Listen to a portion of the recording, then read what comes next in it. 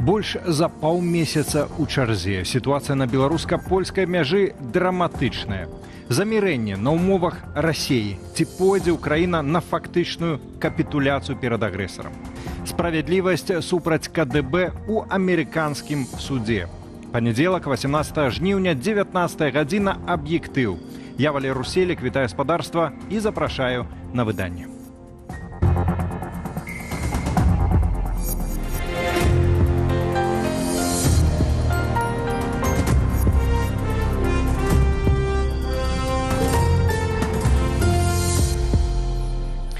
Без перабольшвання драматычнай можна назваць сітуацыю на мяжы Беларусі і Польшчы. Колькасць аўтаў, якія чакаюць у чарзе на памежным пункце Берасці на выездзе з нашай краіны, рэкордная, амаль 4,5 тысячы.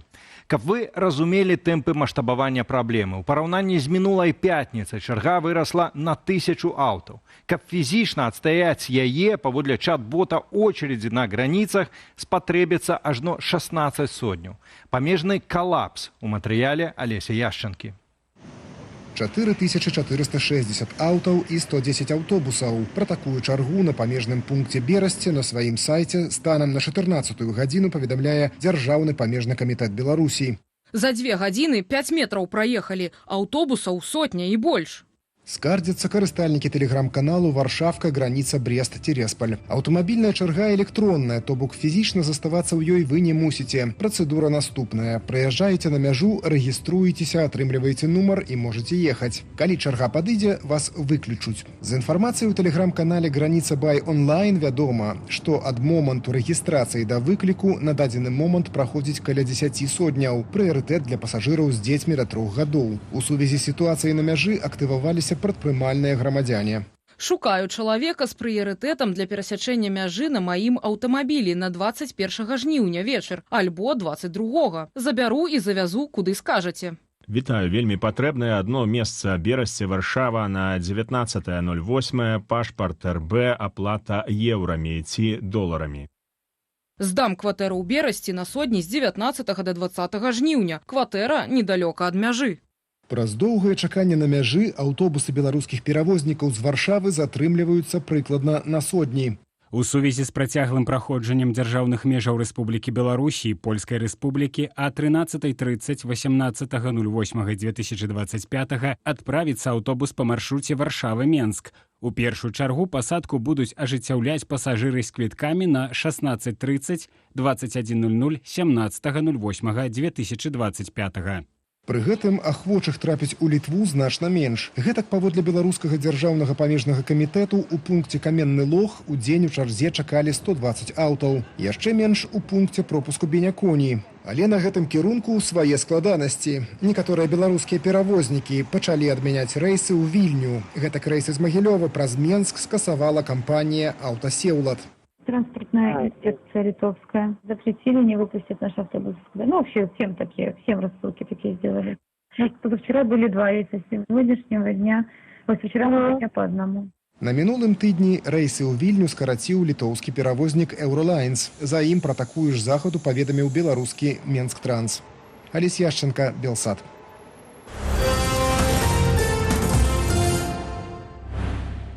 Расія чарговы раз атакавала ўкраінскія гарады, пад удар трапілі Сумы. Спачатку балістыкай, пасля дронамі. Разбураны корпус Сумскага дзяржаўнага універсітэту. Паводле афіцыйнай інфармацыі абышлося без ахвяраў і пацярпелых. Таксама нанесеныя ўдары па Харкаве. Тут дрон трапіў у шматпавярховы дом. У выніку будынак часткова разбураны. Загінулі 7 асобаў, сярод якіх 2 дзяцей. 23 чалавекі параненыя. 3 загінулых і 24 параненыя ў Запорожжы. Раніцаю расейцы атакавалі горад балістычнымі ракетамі. Уладзімір Зяленскі назваў гэтую атаку цынічным крокам з боку Расіі, бо адбылася яна акурат напярэдадні запланаванай сустрэчы з Дональдам Трампам у Вашынгтоне. Прэзідэнт Украіны прыбыў у Вашынгтон. Разам з ім прадэманстраваць адзінства Кіева і еўразвязу. На перамовах з Трампам прыляцеў і шэраг еўрапейскіх лідараў.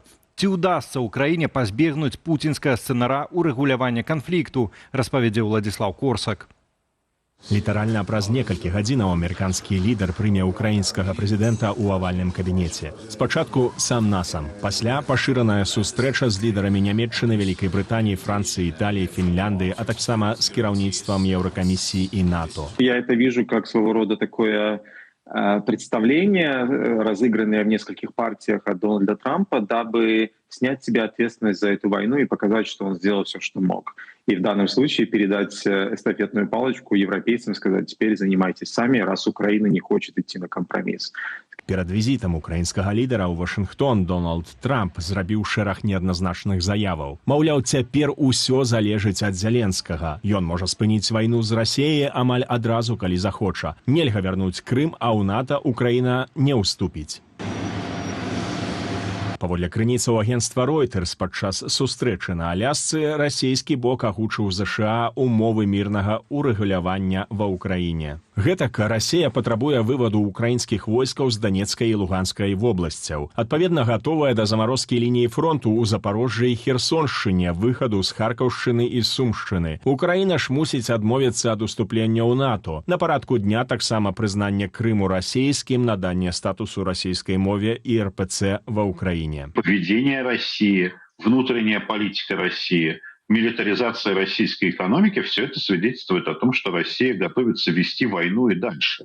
Соответственно, пауза для того, чтобы провести, так сказать, навести порядок на оккупированных временно территориях Украины, может привести к тому, что Россия накопит силы и нанесет следующий удар. Владимир Зеленскі са спасылкай на Канстытуцыю Украіны выключыў гандаль украінскай зямлёю. Ён заклікае спачатку спыніць агонь, а затым працаваць над мірнай угодай на трохбаковым узроўні з удзелам ЗША, Украіны и России. Владимир Зеленский, заявив, что он будет принимать какие-то компромиссные решения, может довольно быстро перестать контролировать ситуацию в Украине. А, повторюсь, общественного мандата доверия на передачу территории России у него по всем соцопросам и по тому, что известно из Киева, по большому счету нет. Галоўнымі задачамі на сённяшніх перамовах еўрапейскія лідары называюць дэманстрацыю адзінства Киева і Брусселю і вызначэнне выразных гарантыяў бяспекі для Украины. По содержанию гарантий безопасности, к сожалению, пока конкретики мало. И тут главная опасность, знаете, могут сказать, мы будем гарантами безопасности, но без каких-либо конкретных обязательств. А это для нас неприемлемо. Это будет повторение проблемы с Будапештским меморандумом. У сваю чаргу кіраўніца аб'яднанага пераходнага кабінету Святлана Ціханаўская звярнулася да лідараў еўразвязу напярэдадні сустрэчы ў Вашынгтоне. Усе перамовы павінны ўлічваць, што на карту пастаўленая будучыня Беларусі, нагадала лідарка дэмакратычных сілаў. Владзіслаў Корсак, Белсат. Дональд Трамп уже другі раз напісаў сваёй сацыяльнай сетцы Truth Social кампліментарны допіс пра Лукашэнку і нагадаў пра вызваленне 1300 палітычных вязняў. У кароткім паведамленні амерыканскі прэзідэнт выказаў падзяку Беларусі і, цытата, яе магутнаму лідару, а таксама агучыў надзею на хуткае вызваленне палітзняволеных. Ягоны допіс суправаджаецца гіперспасылкаю на пост профілю Калітаут, у якім аўтар абвінавачвае неназваныя меды ў замоўчванні поспехаў Трампа ў вызваленні 16 вязняў. Учора ж Лукашенка і Путін правялі тэлефонную размову. На ёй яны абмяняліся інфармацыяй пра перамовы. Кіраўнік Крамля падзяліўся вынікамі саміту на Алясцы, як сцвярджае прэсавая служба. Лукашенко, ў сваю чаргу, расказаў пра размову з Трампам. Пра магчымыя мэты амерыканскага прэзідэнта ў перамовах з узурпатарам нам пракаментаваў Артём Шрайбман. Трампу все-таки нужны какие-то победы, да, какие-то достижения, в том числе гуманитарного свойства. Не получается остановить войну в Украине пока что у него, но вот если бы он смог добиться освобождения там больше 1000 белорусских политзаключенных, это все-таки какой-никакой успех. Второе, это какой-то разговор о войне, да, и вот тут это самое большое такое поле для загадок и спекуляций. Я не знаю, о чем конкретно с Лукашенко американцы говорят в контексте войны и мирных переговоров. В статье Time, которая вышла там, около недели назад, чуть больше, Джон Кол, помощник спецдокладчика по Украине Кита Келлога, заявил, что через Лукашенко передавали сигналы какие-то Путину, потому что он друг Путина. Возможно, к мнению Лукашенко о Путине кто-то прислушивается в Белом доме. Мы этого точно сказать не можем, но вот эта вот тема о том, что Лукашенко, и он сам ее повторял на самом деле в интервью Time, что я главный эксперт по Путину, поговорите со мной, Трампу было бы полезно поговорить со мной. Это же довольно давний тезис белорусских пропагандистов и приближенных к власти экспертов. За сённяшнімі перамовамі ў Белым доме будуць сачыць літаральна па ўсім свеце. Не застанемся ў баку і мы. У сённяшняй адмыслова падоўжанай студыі Белсат папросту ў часе сустрэчы прэзідэнтаў Трампа і Зеленскага будзем абмяркоўваць перспектывы і цану міру для Ўкраіны. І, вядома ж, закранем і Беларусь. Ну а пакуль што да іншых тэмаў.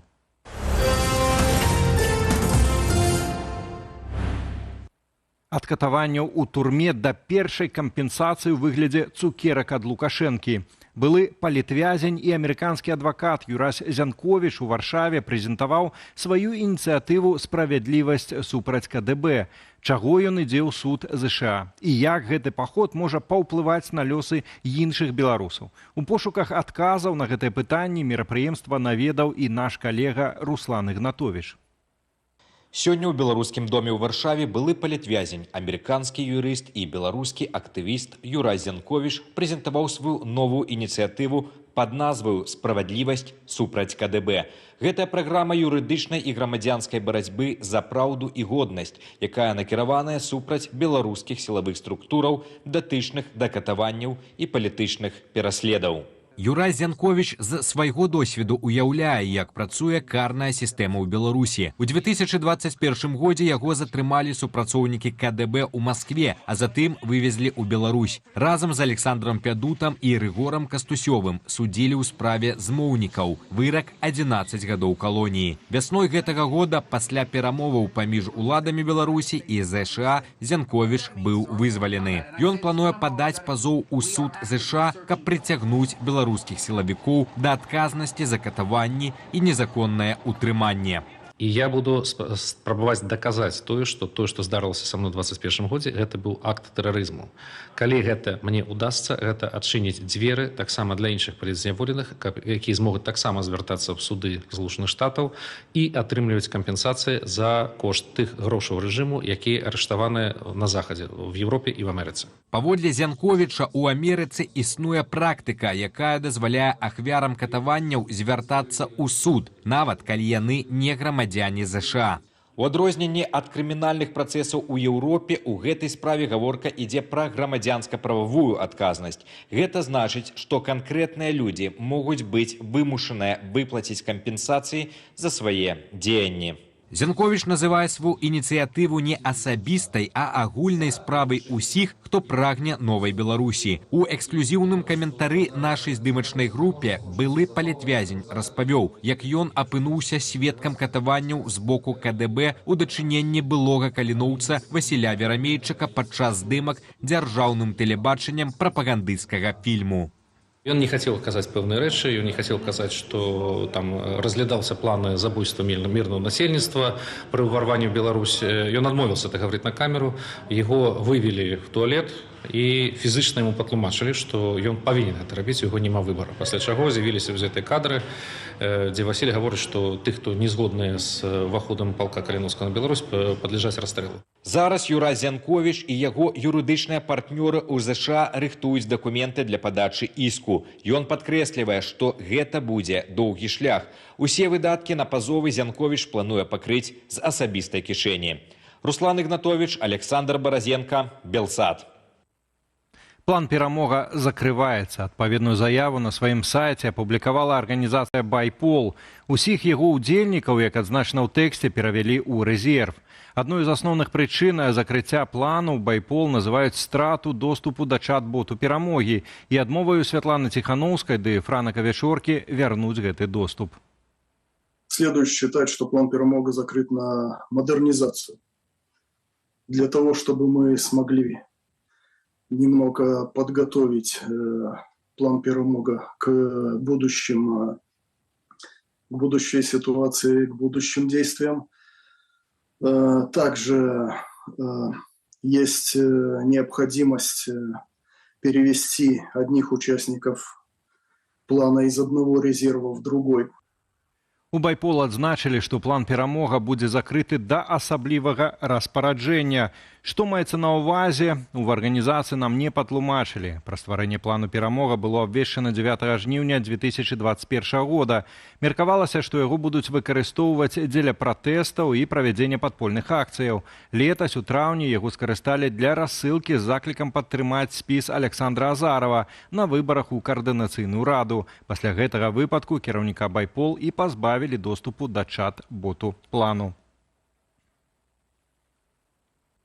Координацыйная рада абвесціла, што ініцыюе сустрэчу з кіраўніцай аб'яднанага пераходнага кабінета Святланай Ціханаўскай.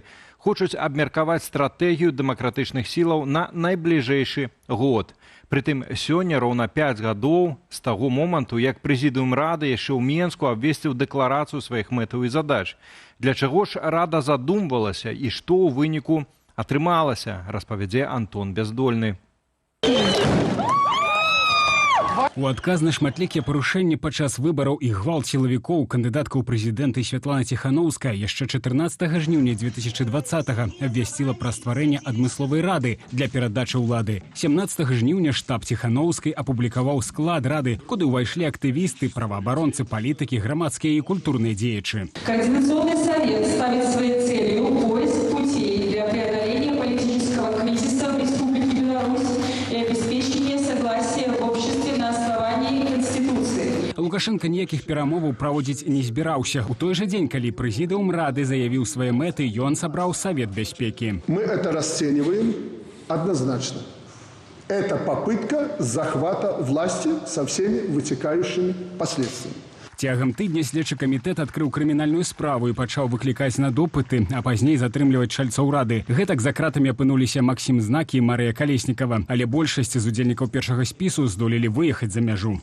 Я перакананы, што на момант стварэння координацыйнай рады транзіт улады быў цалкам рэалістычны. Это можна было назіраць па дзеяннях як і сілавікоў, так і вышэйшых чыноўнікаў, у тым ліку з атачэння Лукашенка, якія паводзіліся вельмі разгублена. У эміграцыі рада перажыла дзве рэформы. Летась чальцоў вырашылі выбіраць простым галасаваннем. У першых выбарах, што прайшлі ў траўні 2024 года, крыху больш за 6700 чалавек у онлайн-фармаце абралі 80 дэлегатаў з 8 спісаў. Там можна розна казаць пра колькасць выбарцаў, але ніхто іншы ні за межамі Беларусі, ні в самой Беларусі не можа пахваліцца нават такімі лічбамі. Бо, як вядома, Беларусі выбары фальсіфікуюцца, а за межамі ёсць асобныя палітыкі, але вельмі цяжка ацаніць іх падтрымку ў грамадстве. Асноўнай мэтай абноўленая рада па-ранейшаму дэкларуе транзіт улады. Праўда, дадаліся новыя кантроль дзейнасці аб'яднанага пераходнага кабінету. 8 камісіяў рады самі сабе прапісалі яшчэ больш канкрэтныя задачы. Ад дапамогі рэпрэсаваным і ахвярам расійска-украінскай вайны да падтрымання беларускай мовы і міжнароднай супрацы. Сыходзячы з таго рэсурсу, які ёсць,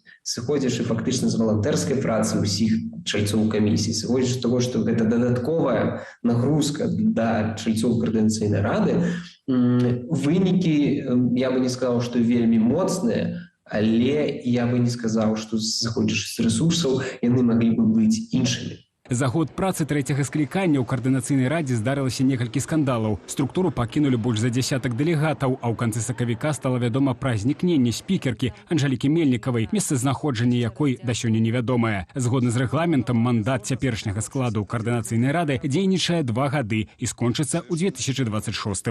Антон Бяздольны, Белсат.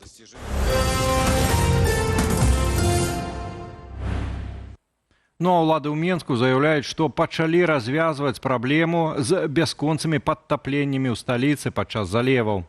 Паводле кіраўніка Гардарбуду Сергея Панёва, ўжо да канца наступнага году, калі дадуць рады асноўным праблемным месцам, горад перастане плаваць. Наколькі своечасова ўлады ўзяліся ратаваць сталіцу ад патопаў і ці сапраўды варта чакаць развязання праблемы, разбіралася Ірына Драфічук. Оно затопило пешеходную дорожку, прям идет по краям. Как будто болото на земле. Падобная картинка для Менску шмат гадоў не рэдкасць. Падчас моцных залеваў праз затапленне грамадскі транспарт ходзіць з перабоямі. Прыватныя аўтамабілі залівае, вада збіраецца на вуліцах і зацякае ў скляпенні. Прычыны патопаў не толькі часцейшыя і больш інтэнсіўныя дажджы, але і непадрыхтаванасць інфраструктуры да зменаў клімату.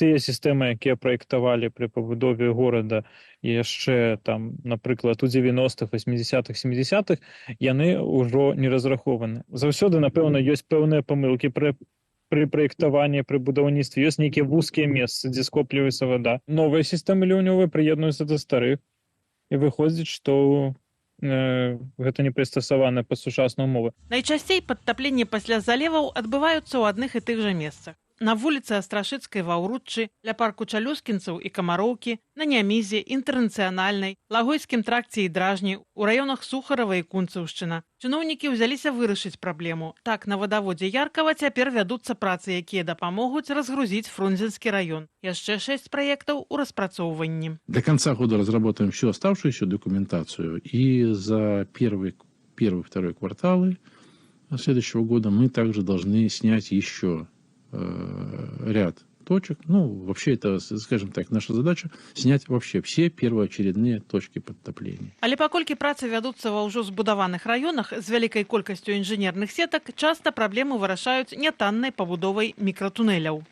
Каб зменшыць нагрузку на ліўневую каналізацыю, трэба змяняць агульны падыход да горадабудавання, падкрэслівае Даніил Аленіус. Да прыкладу, каб не перашкаджаць сцёку вады, варта не асфальтаваць паркоўкі і адмовіцца ад запраектаваных газонаў. Сам па сябе вось гэты газон класічны, які ў нашых гарадах вельмі любяць, ён таксама пагана у сабе набірае ваду, а лепей ось менавіта прыродная змешаная зеляніна. Гэткія рашэнні таксама паспрыяюць паляпшэнню клімату ў горадзе, каб быў больш прыязны да чалавека. Ірына Дарафейчук, Белсат. Ну что ж, у аб'ектыве на сёння ўсё. Болей навіна ў нашым тэлеграм-канале, на які вы можете перайсці праз QR-код на вашых экранах.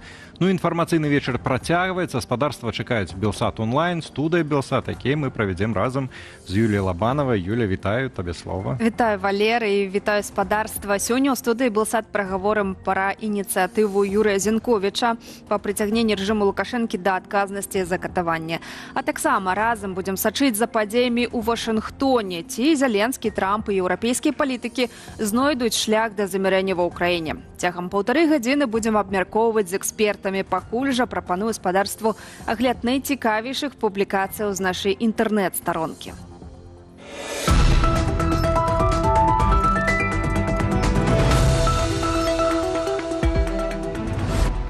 Беларуская эканоміка запавольваецца. У студзені-ліпені паводле Белстату валавы ўнутраны прадукт павялічыўся на 1,3% ў параўнанні з аналагічным перыядам летась.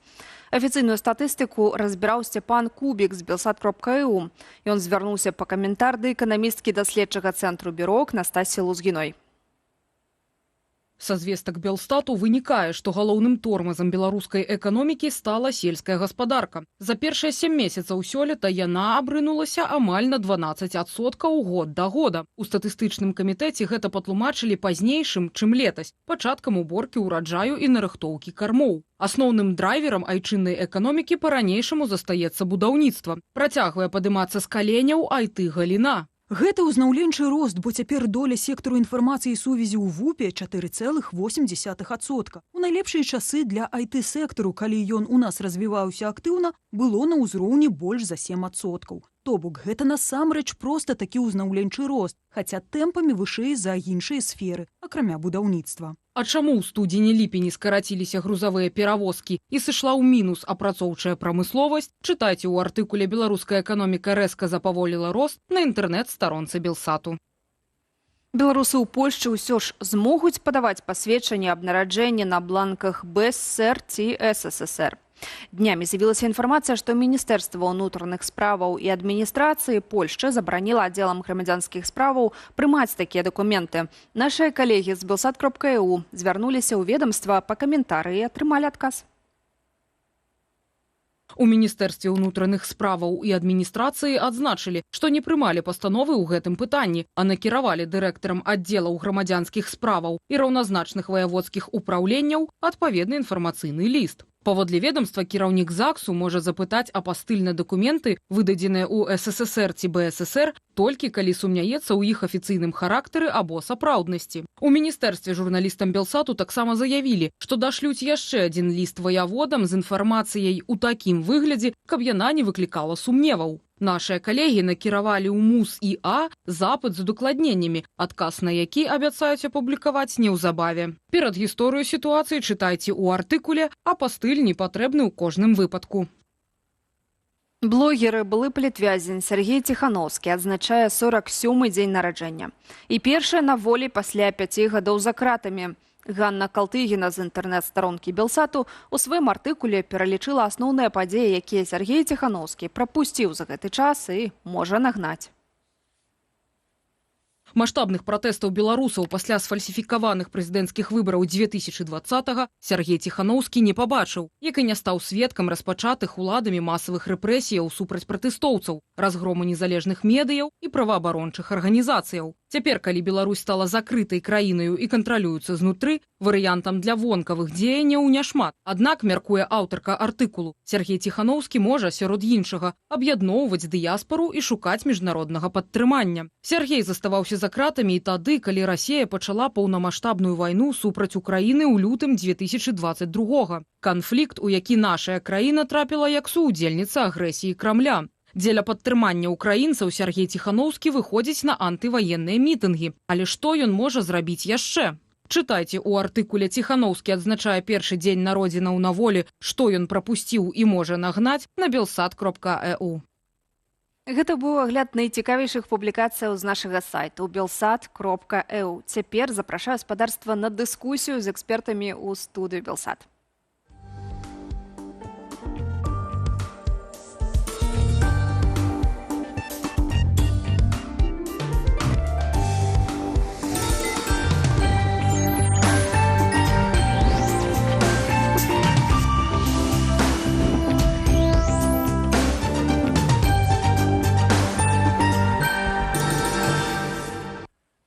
Шановное гаспадарства, дзякуй вялікі вам за тое, што застаецеся з Белсатам. Памятайце, для тых нашых глядачоў-глядачак, хто з Беларусі, інструкцыя па бяспецы, як нас глядзець бяспечна у апісанні да нашай трансляцыі на Ютубе.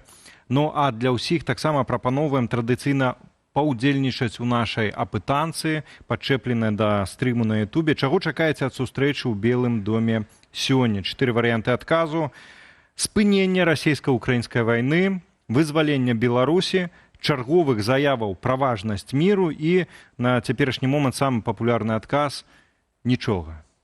Ну, відавочна, я не здзіўленая, што менавіта такі адказ пакуль лідаруе, але будзем цягам 1,5 гадзіны сачыць за падзеямі, і ўсё ж такі надзея памірае апошняй. А мы пакуль пяройдзем да нашай першай тэмы. Былы палітвязень і амерыканскі адвакат Юрай Зянковіч прадставіў у Варшаве ініцыятыву «Справядлівасць супраць КДБ». Мэта праекту праз суды прыцягнуць беларускіх сілавікоў да адказнасці за катаванні і палітычны пераслед. Зянковіч рыхтуецца падаць пазоў у ЗША, адкрываючы дарогу і іншым ахвярам рэжыму, каб яны маглі дамагчыся кампенсацыі за пакуты. Зянковіч нарадзінец Менску, шмат гадоў працаваў у Нью-Йорку. У 2021 яго затрымалі супрацоўнікі КДБ ў Маскве, перавезлі ў Беларусь і асудзілі ў справе так званых змоўнікаў. Праваабаронцы прызналі яго палітвязнем. Вясной гэтага года ён выйшаў на волю пасля перамоваў паміж Менскам і Вашынгтонам. Цяпер ён рыхтуецца падаць пазоў у суд ЗША, каб ягоныя катаванні прызналі актам тэрарызму. На прэс-канферэнцыі ў Варшаве Зянковіч падзяліўся сведчаннямі катаванняў і нават з іроніяй пачаставаў журналістаў цукеркамі ад Лукашэнкі, якія, паводле яго, сталі першай сімвалічнай кампенсацыяй з рук дыктатара. Цяпер разам з калегамі-юрыстамі ў ЗША ён рыхтуе дакументы для падачы пазову ў суд Нью-Йорку. Зянковіч падкрэслівае, яго ініцыятыва не асабістая помста, а агульная справа ўсіх беларусаў, якія мараць пра краіну без рэпрэсіяў і гвалту. Ну і, уласна, у нашай студыі Юрай Зянковіч, юрысты былы палітзняволены, з якім мы з першых вуснаў, так сказаць, даведаемся пра падрабязнасці гэтай ініцыятывы. Гаспадар Юрась, вы зазначылі, што падаеце пазоў у суд Нью-Йорку. У чым перавага гэтай юрысдыкцыі, бо мы ведаем, што, напрыклад, Павел Латушка займаўся справамі ў міжнародным крымінальным судзе, там падала пазоў Літва. Юля, прынцыповая розніца ў тым, што спадар Латушка займаецца крымінальна-прававым пераследам. Крымінальна-прававы пераслед можа ініцыяваць толькі дзяржаўны орган, в дадзеным выпадку пракуратура, наколькі я разумею, Літоўскай рэспублікі. Натомест цывільна-прававы ці грамадзянска-прававы пераслед можа ініцыяваць любы грамадзянін. І ў гэтым сэнсе законы Злучаных Штатаў і законы канкрэтна штата Нью-Йорк, яны больш спрыяльныя для такіх міжнародных пазоваў. Прыватнасці адзін з законаў, які дзейнічае з 1789 года, дазваляе асобам, якія пацярпелі ад злоўжыванняў іншых дзяржаваў, падаваць у суды ў Злучаных Штатах іскі да гэтых дзяржаваў. І дзяржава ў гэтым выпадку не мае права спасылацца на дзяржаўны імунітэт, у тым выпадку, калі гэта вядзецца пра катаванні, пра тэрарызм, пра застрашванне, пра шматлікія забойствы, пра такія вельмі цяжкія злачынствы міжнароднага характару. А ці можна падрабязней вось пра сам механізм, што кожны папросту таксама па вашым прыкладзе можа прыйсці таксама ў амерыканскі суд, падаць, заявіць, паказаць доказы, што яго катавалі, і што далей? Ён разлічваць будзе на нейкую кампенсацыю з арыштаваных грошай, адкуль гэта будзе брацца, як? Ці можна падрабязней? Другі вельмі важны механізм, які існуе в Злучаных Штатах, гэта механізм па-ангельску называецца class action. На нашу мову можна перакласці як класавыя групавыя іскі. То бок, калі у нас ёсць пэўны склад правапарушэння, в дадзеным выпадку цывільна правапарушэння, і цэлая шэрага асобаў падобныя прэтэнзіі, падобныя факты таксама пераследу, то такія іскі можна аб'яднаць в адзін працэс дзеля таго, каб зэканоміць судовы час, дзеля таго, каб зэканоміць на адвакатах. І такім чынам в Злучаных Штатах часам утвараюцца іскі, які падаюць тысячы, дзесяткі тысяч, часам сотні тысяч чалавек пацярпелых ад нейкіх злоўжыванняў. І я разважаю таксама магчымасць гэтую сваю справу таксама пераўтварыць такі групавы іск дзеля того, каб кожны грамадзянін Беларусі, які пацярпеў, ці не толькі Беларусі, Злучаных Штатаў, іншых краінах, хто пацярпеў ад дзеянняў рэжыму Лукашэнкі, мог таксама далучыцца. Але зноў-такі гэта рашэнне за судом, калі суд дазволіць гэту справу ператварыць у такі групавы іск, тады гэта можна будзе рабіць. Калі не, тады у кожнага грамадзяніна па-ранейшаму застаецца права самастойна звярнуцца ў суд. Калі гэта ініцыятыва не асабістая, то хто яшчэ ўдзельнічае ў гэтым працэсе? Ці ёсць ужо людзі, якія могуць утварыць вось тую самую групу? На сённяшні дзень я дакладна магу сказаць, што да гэтай ініцыятывы прыядналася арганізацыя Інстытут беларускай дэмакратыі са Злучаных Штатаў, якую я ўзначальваю, Беларускі дом у Варшаве, які падтрымлівае нас арганізацыйна, і сённяшняя прэс-канферэнцыя праходзіла на іх пляцоўцы, кіберпартызаны, якія дапамагаюць нам в зборы інфармацыі, аналізе інфармацыі, пошуку інфармацыі, і арганізацыя Асацыяцыя палітзняволеных Беларусі, якая зарэгістравана ў Літве. Яны нам дапамагаюць таксама арганізацыйна і як валантэры. То бок ужо збіраецца дастаткова моцная каманда, і в прынцыпе, хто яшчэ лічыць сябе ў сіле, хто лічыць неабходным, я запрашаю таксама далучацца. І можна таксама меркаваць, што будзеце звяртацца, калі раптам атрымаецца ўсё-такі пры пасярэдніцтве амерыканскага боку вызваліць вось агучаныя 1300 чалавек, што таксама можна іх адразу накіраваць вось у гэтай калектыўна-спазыск? Так, яны будуць мець права, калі будзе створаны сапраўды такі групавы іск, тады яны маюць права або захоўваць права самастойна звяртацца ў суд, або могуць далучыцца да гэтага іска. Яшчэ вельмі важная група, пра якую вельмі мала гавораць беларускіх СМІ, гэта бізнесоўцы, таму што ў Беларусі існуе практыка так званай дойкі. То бок, калі бізнесоўцы, у якога ёсць грошы, яго сажаюць в турму, у яго яшчэ бяруць заложнікаў, ягоных членаў сям'і, ягоных супрацоўнікаў, і далей ему называюць суму, за якую ён можа выйсці. Я ведаю выпадак адзін, літаральна пачатку гэтага года чалавек выйшаў з амерыканкі, заплаціўшы $35 мільёнаў. У мяне на вачах адзін з асобаў, які быў са мной в адной камеры, заплаціў $2 мільёна па такіх справах. І гэтыя людзі таксама могуць разлічваць на тое, што арыштаваныя актывы беларускай дзяржавы могуць быць выкарыстаны дзеля кампенсацыі, таму што гэта проста тыповая практыка взяцца закладнікоў і выдушвання з іх грошаў. Вы кажаце пра сумы, за якія можна выйсці на волю, але таксама ёсць практыка, прынамсі, праваабаронцы адзначалі ў шклоўскіх калоніях, у шклоўскай калоніі, што там нібыта пералічваюцца грошы на добраахвотныя мэты па паляпшэнню умоваў гэтай калоніі. Гэтыя кейсы таксама можна разглядаць у вашым выпадку, або дастаткова складана давесці? Ну, у выпадку, калі гэта не зусім добраахвотна, то бок я ведаю, што тых жа бізнэсоўцаў іх шантажуюць не толькі крымінальнай адказнасцю, але калі яны ўжо асуджаныя, ім прапануюць, хочаш раней выйсці? Аплочвай той рахунок, які табе выставілі, і выходзь. Гэта такі, ведаеце, all-inclusive resort беларускага разліву, такі, ведаеце, вельмі дарагі, а вы самы дарагі ў свеце.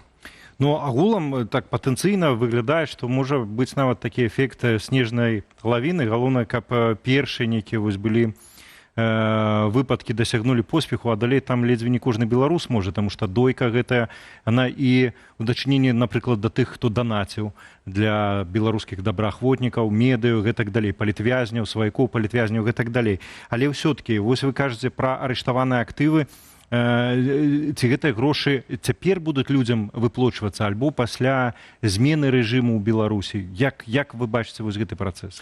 Ну, я не хочу до конца раскрываць карты, таму што супрацьлеглы бок уважліва нас з вами слухае, і, канешне, яны все занатоўваюць, што я кажу, і пра мае пляны.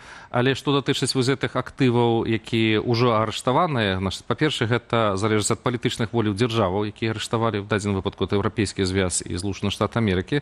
То бок мы можам мець рашэнне суда амерыканскага, але ці ужыць гэтыя актывы, якія знаходзяцца ў статусе замарозкі на кампенсацыю, гэта ўжо будуць вырашаць палітыкі.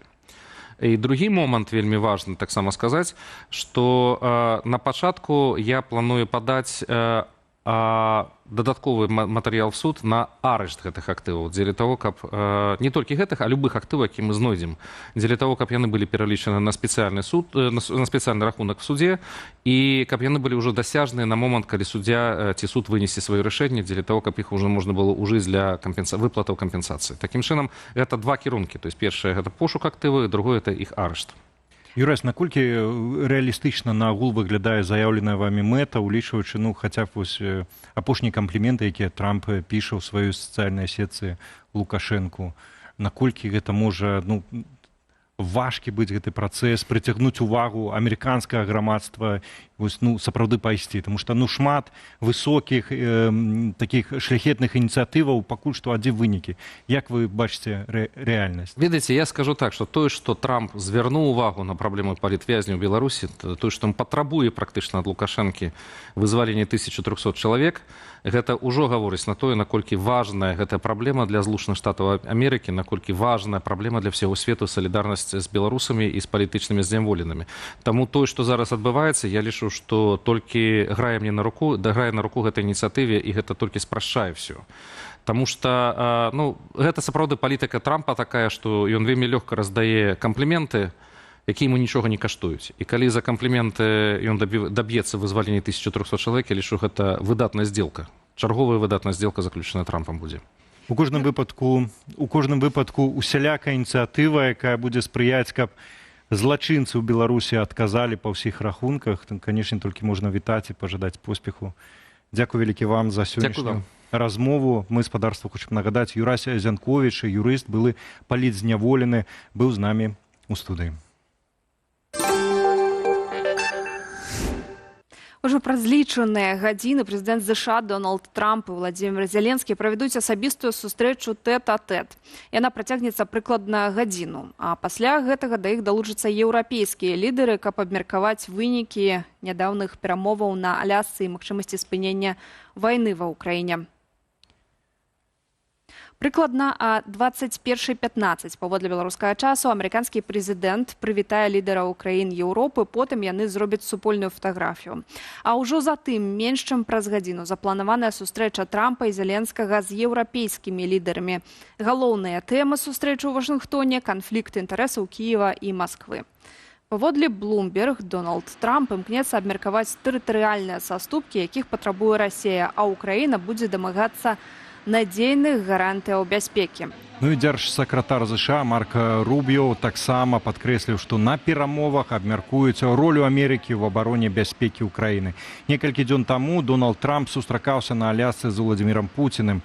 І тады гаворка ішла пра спыненне вайны ва ўкраіне і пра дачыненне паміж Вашынгтонам і Масквою. Новы раунд перамоваў з удзелам Кіева і еўрапейскіх лідараў можа стаць працягам гэтых дыскусіяў. Ну і напярэдадні сустрэчы ў Вашынгтоне прэзідэнт Украіны Владзімір Зеленскі падзяліўся сваімі чаканнямі ад перамоваў з Дональдам Трампам. І вось што ён заявіў.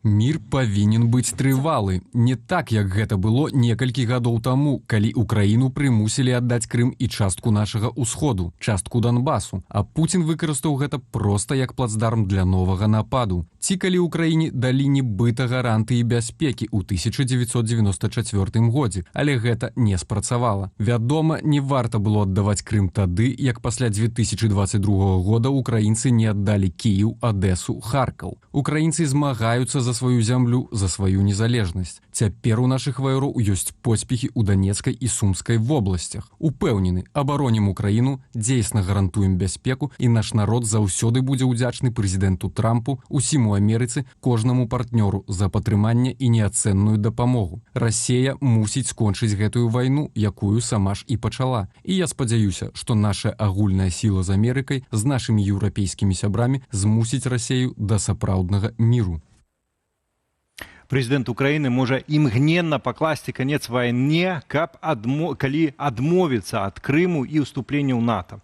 Украіна павінна падпісаць пагадненне аб спыненні вайны з Расіяй, бо Расія вельмі вялікая дзяржава, а яны не. Вось гэтак напісаў Дональд Трамп у Truth Social напярэдадні сустрэчы з прэзідэнтам Украіны Владзімірам Зеленскім. Усе прыйшлі да высновы, што найлепшым спосабам пакласці канец жахлівай вайне паміж Расіяй і Украінай ёсць прамы пераход да мірнага пагаднення, якое пакладзе канец вайне, а не проста да пагаднення аб спыненні агню, якое часцяком не выконваецца. Прэзідэнт Украіны Зеленскі можа амаль адразу ж пакласці канец вайне з Расіяй, калі захоча, ці працягнуць барацьбу. Згадайце, як усё пачалося. Ніякага вяртання Крыму аддадзенага Абамам 12 гадоў таму без адзінага стрэлу і ніякага ўступлення Украіны ў НАТО. Некаторыя рэчы ніколі не мяняюцца. Да нашага эфіру далучаецца Ігор Тышкевіч, палітычны аналітык, які жыве ва ўкраіне. Вітаем вас. Вітаем. Добрый вечер. Канешне, пакуль заўчасна казаць пра нейкія вынікі перамоваў, але тым не менш ужо ў медыа прасякаюць некаторыя падрабязнасці, ці прынамсі мы ведаем пра тое, што прапаноўвала Расія, што прапаноўваў Пуцін. І вось гэтая ідэя вывесці войскі з Сумской, Харкаўскай абласцей узамен на вывад украінскіх з Данецкай, Луганскай. Наколькі, на вашу думку, гэта істотны крок? Што пра гэта можа лічыць Зеленскі і якая можа быць тут пазіцыя? Для Украіны гэта амаль гарантаваны палітычны крызіс. Вось і ўсё. Таму што пытанне ў тым, што, па-першае, непараўнальны плошчы тэрыторыі, раз, непараўнальная эканамічная значнасць, два, і трэцяе, калі паглядзець на прасоўванне расійскіх войскаў на тэрыторыі Украіны, то вот нават за год, калі яны пачалі так моцна ціснуць, максімальная ад лініі фронту яны прайшлі 40 кіламетраў за год. Адпаведна, для часткі украінскіх вайскоўцаў, якія бароняць Украіну сёння, для часткі грамадства, гэта, мякка кажучы, будзе незразумела. Улічваючы наэлектрызаванасць настрою, вынікі непрадбачаныя. Для Пуціна такі варыянт амаль ідэальны, таму што Пуціну не патрэбны асобны рэгіёны. Пуціну патрэбен крызіс унутры суседніх краінаў, на якім можна граць, на якім можна прасоўваць свае інтарэсы. Спадару Ігору, ці можна тады вось усе гэтыя патрабаванні Крамля вось у гэтых будучых перамовах разглядаць як спробу Пуціна зладзіць такі цуцванг Зеленскаму. Пагодзіцца, яго змятуць незадаволеныя украінцы, бо палічаць здраднікам. Не пагодзяцца, таксама украінцы змятуць, которые стомленыя вайною і таксама палічаць здраднікам. Ці можа гэта вот такая сітуацыя быць, у якой Пуцін разлічвае ў кожным выпадку атрымаць вось нейкую там перамогу для сябе? Другі варыянт, ён станам на сёння малаверагодны, па-першае. Таму што так, любая вайна, гэта сярод іншай інфармацыйная аперацыя досыць моцна. Украіна зрабіла некалькі досыць моцных памылак у інфармацыйным полі яшчэ з 23 года і ў палітычным полі, калі частка палітычных сілаў пачалі працаваць у рэжыме падрыхтоўкі да выбараў, а не рэжыме вайны. Немагчыма адначасова думаць пра перамогу на выбарах і пра перамогу вайне. І гэта даецца ў знакі сёння. Дакладней, гэта далося знакі у 24 годзе каласальнымі праблемамі з мабілізацыяй і праблемамі з самавольным пакіданнем частак значнай часткай вайскоўцаў. І гэта ёсць, гэта праўда. 25 год гэта год фактычна выпраўлення памылак тут і рэформа кіравання ўзброенымі сіламі, пераход на корпусную сістэму і іншыя механізмы ратацыі, якія паступова ўводзяцца, таму сітуацыя папраўляецца. Пры гэтым нават на фоне рэальных праблемаў, якія былі ў краіне ў 24 годзе, Расія не дасягнула сваіх мэт. Калі казаць пра інфармацыйны складнік, так для Расіі ўкрай важна вывесці ў зону палітычнай актыўнасці частку грамадства, якая, гэта, магчыма, абарончая рэакцыя некаторых людзей, зрабіць выгляд, што нічога не адбываецца. Таму што так, на жаль, што частка грамадства в Украіне, яна вярнулася станам умоўна в 17 год, калі была АТО, АТО дзесьці далёка, а мы тут жывем. І гэта лінія раскола, на якую працуе Расійская Федэрацыя, але казаць, што гэта лінія раскола каласальная, яна зараз ужо ператвараецца ў палітычны фактар, я бы не стаў. Пакуль што гэта, мякка кажучы, зарана. Ці можна сказаць, што адна з вонкава-палітычных мэтаў Уладзіміра Пуціна гэта падзяліць Еўропу і Амерыку, бо тыя ўмовы, пра якія ён кажа, ведаў жа Пуцін, што Ўкраіна не пагодзіцца, а тут ён зноў на прэсавай канферэнцыі нагадвае пра нейкія першапрычыны канфлікту, якія трэба было б вырашыць. Трамп абяцаў, што ён выйдзе з гэтых перамоваў, калі здзелка не будзе адбывацца, не будзе ісці на шляху да замірэння. Уласна, можа гэта быць адной з мэтай пакінуць еўрапейцаў і Кіеў без падтрымкі Дональда Трампа? Тут пытанне ў тым, што падтрымка з боку Злучаных Штатаў Амерыкі, яна і так будзе змяншацца. Гэта проста данасць, і гэта логіка працэсу, таму што зараз ідзе трансфармацыя сусветнага парадку, і Злучаныя Штаты Амерыкі, яны праводзяць палітыку дэ-факта аптымізацыі сваіх выдаткаў на вонкі. Гэта азначае, што праграмы дапамогі, у тым ліку вайсковай і іншыя, яны будуць скарачацца ў любым выпадку. Раз. Другое, для Злучаных Штатаў Амерыкі ключавым геапалітычным супраціўнікам ці канкурэнтам ёсць Кітай. Трэцяе, гэта для Злучаных Штатаў Амерыкі, дакладней у амерыканскіх элітаў, все яшчэ актуальная концепция так званого трохкутника конфликта. Это Вашингтон, Москва, Пекин, где США не могут допускать, как Москва и Пекин были по одним боку баррикад. Это означает, что когда ты конфликтуешь с Китаем, ты працуешь с Москвой, а конфликтуешь с Москвой, працуешь с Китаем. І сыходзячы з гэтай логікі, Трамп вельмі хоча заключыць здзелку з Расійскай Федэрацыяй не па вайне ў Украіне, а якраз таки там гэта трек Дмітріева шмат гаварылі пра эканоміку, пра паўночны марскі шлях і гэтак далей. Таму што паўночны марскі шлях гэта такая вялікая цукерка для Трампа, таму што калі паглядзець ягоную палітыку, ціску на Данію гэта Грэнландыя, ціску на Канаду гэта таксама Данія плюс Канада гэта паўночны марскі шлях каля Амерыкі, ціску на Панаму панамскі канал. Гульні вельмі мягкай гульні з Егіптам, таму што краіна можа рабіць все што заўгодна, але некага раздратавання Трампа не будзе, таму што гэта Суэцкі канал. Аднаўленне працы з Філіпінамі, таму што гэта паўднёва-кітайскае море, застаецца паўночны марскі шлях. Так, і Расія прапануе гэту цукерку вельмі моцна, так же самае прапануе рэсурсную базу. І Трамп готовы пайсці на сделку з Расіяй. На жаль, ён патрапіў у тую логіку, якую навязвае Пуцін. Давайте супрацоўнічаць. А расійска-украінская вайна – гэта другаснае пытанне, якое просто замінае развіваць нашы кантакты. І ў такім фармаце для США натуральна, што гэта другаснае пытанне трэба нейкім чынам зняць. Таму, калі мы гаворым пра асабіста прэзідэнта Злучаных Штатаў Амерыкі, ён будзе усяляк выходзіць на дамову з Расіяй. Раз. Другое. Трамп вельмі спяшаецца, таму што ягоная канцэпцыя МАГА, Make America Great Again, яна перадбачае тое, што Злучаныя Штаты Амерыкі могуць дэманстраваць, што калі яны хочуць вырашыць нейкі крызіс, яны яго вырашаюць. Але расійска-украінская вайна, калі Злучаныя Штаты не змогуць гэта зрабіць, то яна стане прадметам абмеркавання саміту Трампа і Сі. І ў такім выпадку гэта разбурэнне ўжо канцэпцыі МАГА. Тому што ў такім выпадку, Злучаныя Штаты ўжо не такія вялікія, калі яны вымушаны прасіць дапамогі ў свайго асноўнага канкурэнта. Таму так, Трамп спяшаецца. Прычым тут ёсць вельмі жорсткі дэдлайн. Давайте нагадаем тарыфы супраць Кітаю. были уведены, Китай отказал, Соединенные Штаты Америки в однобоковом порядку пошли на 90-дзённы мораторий. Зараз другі 90-дзённы мораторий, які скончыцца на пачатку кастрычніка. Адпаведна, трэці 90-дзённы мораторий без сустрэч, гэта ўжо будзе выглядаць, мякка кажучы, камічна. Трамп гэта цудоўна разумее, таму яму трэба прынамсі закласці такую дорожку да мірных перамоў менавіта зараз, пры сваім пасярэдніцтве. Пазіцыя Еўропы – гэта не пазіцыя праўкраінская, а гэта пазіцыя праеўрапейская. Таму што тут таксама ёсць некалькі, скажем так, таких пластоў лёгкі. Першы гэта, калі свет мяняецца і змяняецца на, скажем так, двухполярны, то дзе тут Еўрапейскі Саюз?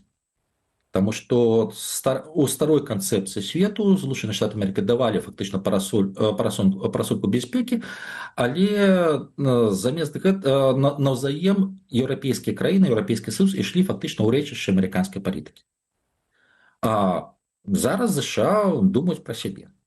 І ў выпадку двухполярнага свету, калі ты ідзеш толькі ў рэчышча амерыканскай палітыкі, то Еўрапейскі Саюз атрымаецца, прашу прабачэння, але палітычным імпатэнтам. Вельмі багатым. І гэта фактычна канапка на стале, яку будуць з'ядаць больш нахабныя, больш разумныя, больш злыя. Для еўрапейскіх лідараў гэта, мякка кажучы, не падыходзіць. Першае, менавіта таму нават і ў украінскім пытанні таксама пачынае рэалізоўвацца канцэпцыя аўтанамізацыі еўрапейскай палітыкі. Другі складнік, гэта тут варта паглядзець гісторыю. У Еўропе вельмі часта параўноўваюць тое, што зараз адбываецца з Украінай, з Мюнхенам 1938 года. Для Злучаных Штатаў Амерыкі гістарычна сусветныя войны, што першая, што другая, гэта войны, якія праходзілі па-за матэрыковай тэрыторыі США. І з першай, з другой Злучаныя Штаты Амерыкі выйшлі з больш моцнай эканомікай, таму што яны былі ў баку, а калі яны пачыналі ўмешвацца, атрымлівалі вайсковыя замовы, і іх умяшальніцтва дапамагала таму ці іншаму боку перамагчы.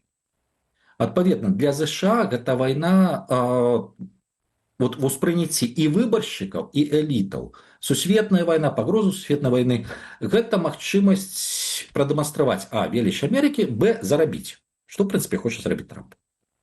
Для Еўрапейскага Саюзу і першая, другая сусветная вайна для еўрапейскіх краін, не для Еўрапейскага Саюзу, для еўрапейскіх краін, і першая, другая сусветная вайна – гэта разбурэнне іх уласных краінаў. І вось у гэтай розніцы логікі якраз-такі і крыецца змена пазіцыі шмат каго з еўрапейскіх лідараў. Таму што ў 22 годзе, давайте узгадаем таго ж самого Макрона, трэба захаваць твар Пуціна. Узгадаем пазіцыю нямецкіх элітаў. Да нават, паколькі канал беларускі, прашу прабачэння, давайте узгадаем канец 20-го года рэзалюцыю Бундестага, дзе яны прасілі Расію навесці лад у Беларусі. Сярод іншых. Таму у дадзеным выпадку адбылася змена менавіта еўрапейскай палітыкі, якую шмат у чым прыскорыў Трамп, і менавіта таму сённяшнія перамовы яны вельмі складаны, таму што яшчэ раз Злучаныя Штаты спяшаюцца, Пуцін разлічвае і высоўваючы варыянты кампрамісаў, як ён гэта называе, але фактычна саступак альбо капітуляцыі. Для Пуціна важна сярод іншага саступкі з боку Злучаных Штатаў Амерыкі, Еўрапейскага Саюза і НАТО, таму што ў такім выпадку карцінка перамогі, што расійская прапаганда кажа, што яны быццам бы змагаюцца з калектыўным захадам. І калектыўны захад адступіў. Гэта спроба пацвердзіць свае амбіцыі статуса глобальнай супердзяржавы. І на апошнім якраз такі можна злавіць Трампа на матывацыю і таму што і для Китая, і для США невыгадна паражэнне Украіны, але таксама невыгадна паражэнне Расіі. Вось у гэтым трагічнай сітуацыі для Украіны. Спадару Ігору, у сваім апошнім выпуску на вашым YouTube-канале вы прагаворваеце яшчэ адно цікавае назіранне, што магчыма з'яўляецца яшчэ адзін буйны гулец, і гаворка пра Азербайджан і Турэччыну таксама. Вы гаворыце там, што... Я бы сказаў пра Турэччыну. Але вы там згадваеце ў звязцы, і мы памятаем, што Турэччына дапамагала, Эрдаган дапамагаў Аліеву у канфлікце з Арменіяй, і таксама абодва сёння выказваюцца без, скажем, такой сімпатыі да Пуціна. Ці можам мы гаварыць сапраўды пра з'яўленне новага гульца ў той момант, калі Трамп сабе, Еўропа сабе, а вось тут з'явіліся такія таксама не самыя дэмакратычныя лідары з моцнымі войскамі, рэгіянальныя такія лідары, і которые таксама скажуць сваё слово, і гэта можа паўплываць, а яны абодва выказваліся на баку Украіны якраз. Гэта можа істотна паўплываць, але тут Туреччына гэта не адзіны рэгіянальны лідар, таму што калі развальваецца старая сістэма міжнароднага права, сістэма міжнароднай бяспекі, натуральным чынам узнікаюць новыя рэгіянальныя супердзяржавы.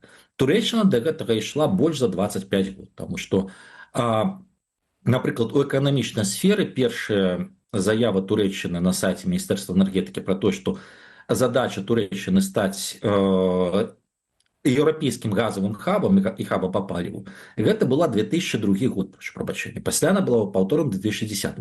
Вот тое, што можна назваць прыкладам, як ты паставіў мэты і да іх ідзеш.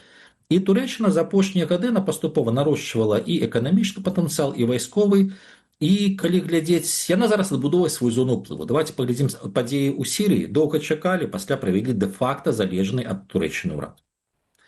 Падзеі на паўднёвым Каўказе, не разрываючы з працы супрацоўніцтва з Расійскай Федэрацыі, выкінулі дакладней пачынаюць выкідаць Расію з паўднёвага Кавказа. Уваход Туреччыны ў Цэнтральную Азію, інтарэсы в Украіне. Да рэчы, в будучым інтарэсы ў Беларусі ёсць вельмі моцныя, лагістычныя.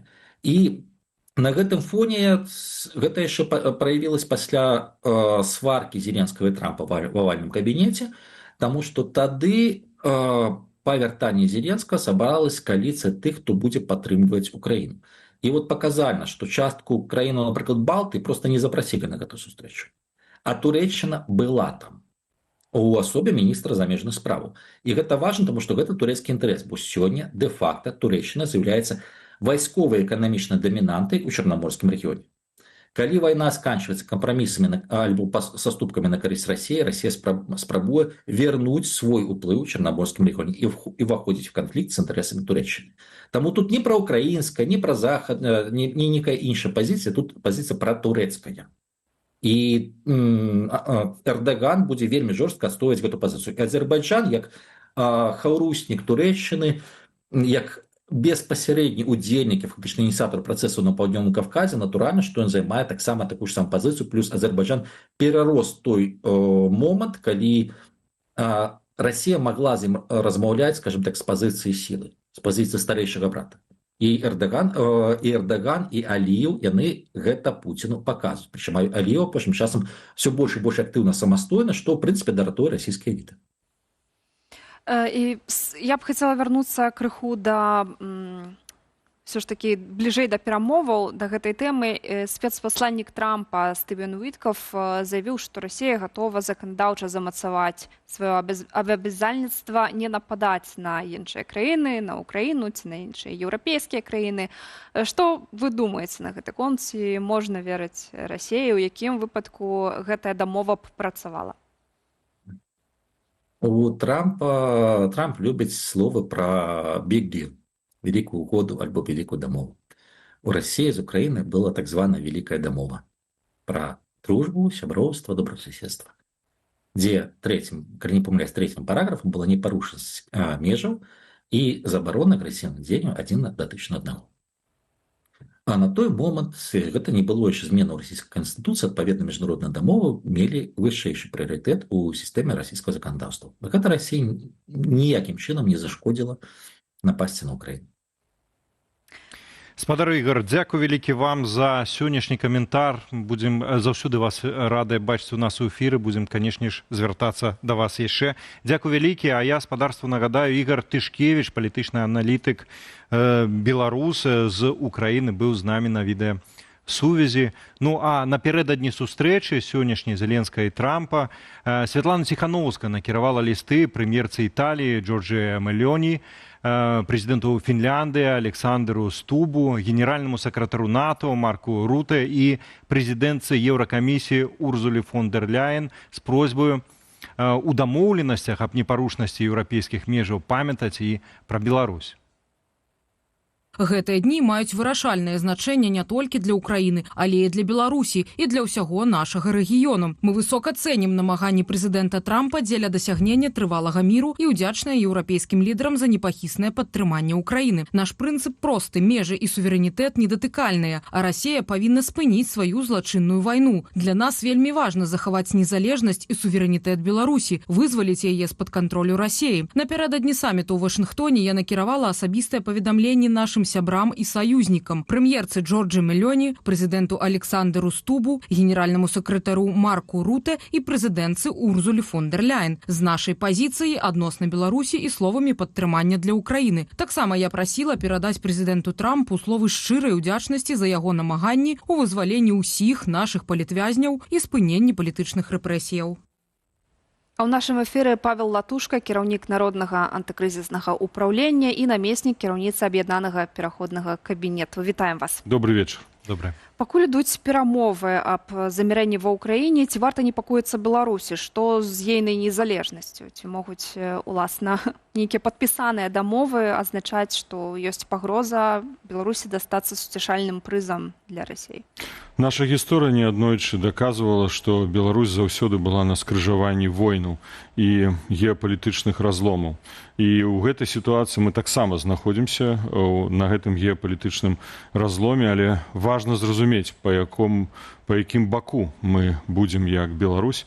Калі Беларусь будзе з боку захада, як гэта мэта, стратэгічная мэта, якую мы ставім для сябе, то тады будзе захавана незалежнасць, суверэнітэт Беларусі. Калі мы апынемся на ўсходзе, то значыцца гэтай суверэнітэт і незалежнасць, нягледзячы на ўсе абяцанні Расіі, Крамля, Пуціна аб тым, што яны дадуць гарантыі бяспекі для Украіны, пра Беларусь, дарэчы, ні слова не гаворыцца, гэта пагроза будзе пастаяннай і перманентнай. Але гэта не пытанне аднаго дня, гэта пытанне сённяшняга дня. І я думаю, што важна, каб і ў Вашынгтоне і заўтра нашы партнёры пра гэта казалі і прадпрымалі адпаведныя дзеянні, каб гарантаваць права беларусам свайго ўласнага выбару, вырашэння лёсу сваёй дзяржавы. А што б гэта гарантавала? Замацаванне статуса Беларусі ў мірнай дамове? Фармальна ўсё гарантуе на сённяшні дзень. І міжнароднае права, і АБСЕ, членам якой з'яўляецца Беларусь, і двухбаковыя дамовы аб добрасуседстве і супрацоўніцтве, якія мы маем,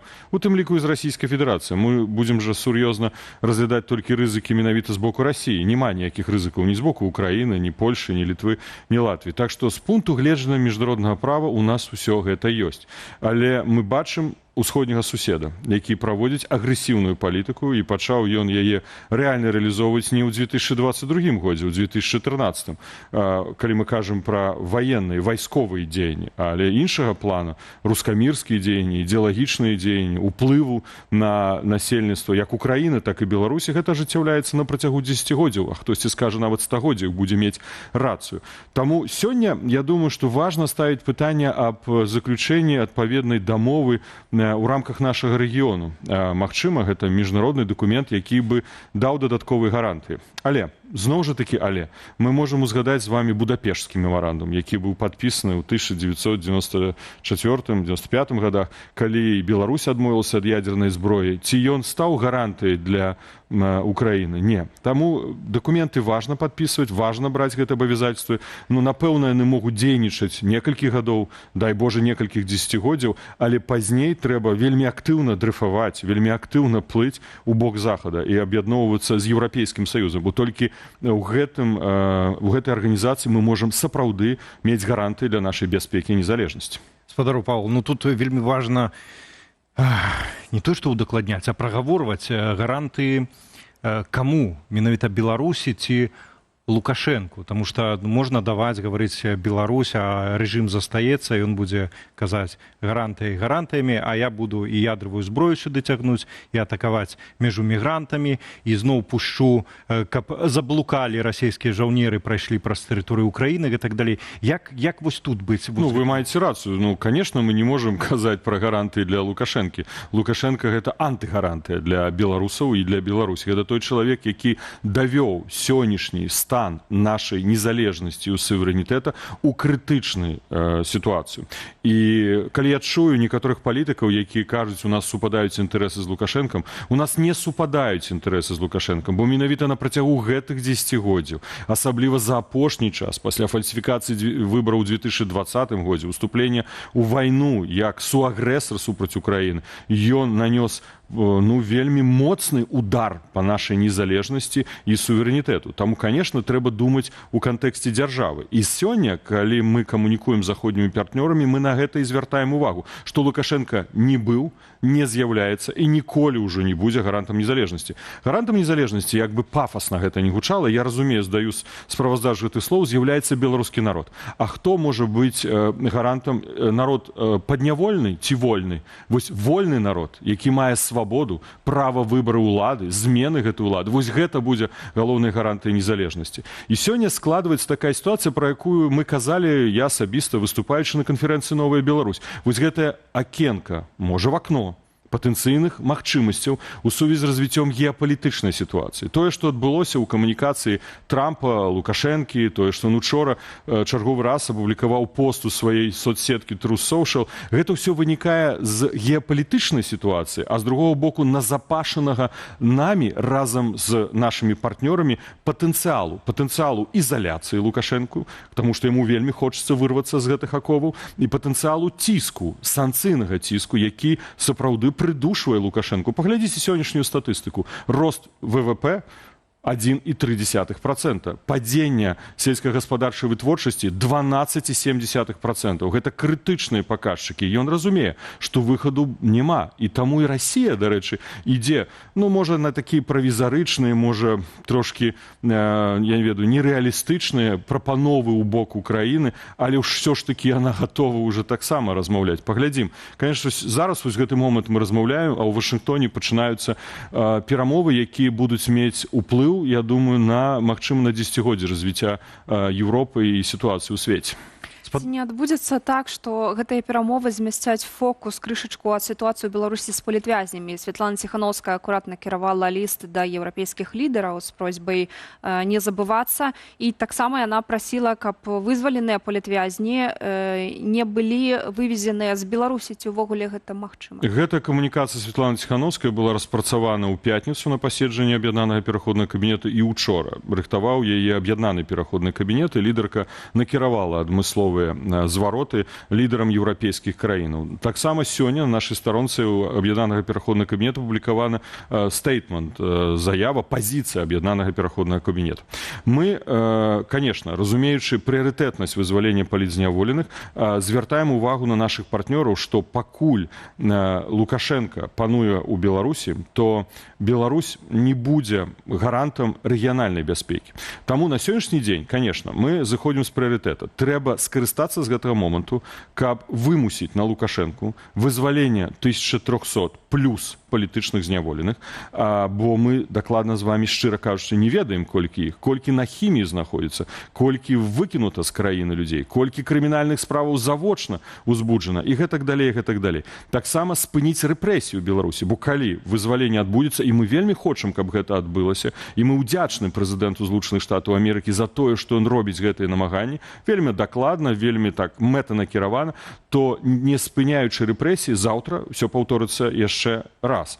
Яшчэ важнае пытанне дэкрыміналізацыі грамадска-палітычнага жыцця. Бо рэпрэсіі можна спыніць, але калі ёсць псеўдаправавая база дзеля таго, каб іх аднавіць у любой момант, значыць, Лукашенко вернецца да гэтага. А ўжо пасля гэтага мы павінны ісці і рухацца ў кірунку круглага стала. Так, прапаганда будзе крычаць, гэта нерэальна, хто вы такі, у вас няма мандата. Ёсць мандат, ёсць прэзідэнт-элект, абраная беларусамі, ёсць каардынацыйная рада, абраная беларусамі. Я сёння прадстаўляю 2400 беларусаў, якія прагаласавалі за нашу фракцыю. Я маю права казаць ад іх імя. Я не магу казаць усіх беларусаў, але маю права казаць ад іх імя. Аб'яднаны пераходны кабінет, які атрымаў прызначэнне ад прэзідэнткі-элект і атрымаў мандат падтрымкі з каардынацыйнай рады. Нам трэба казаць пра гэты дыялог у перспектыве. Як да гэтага дайсці?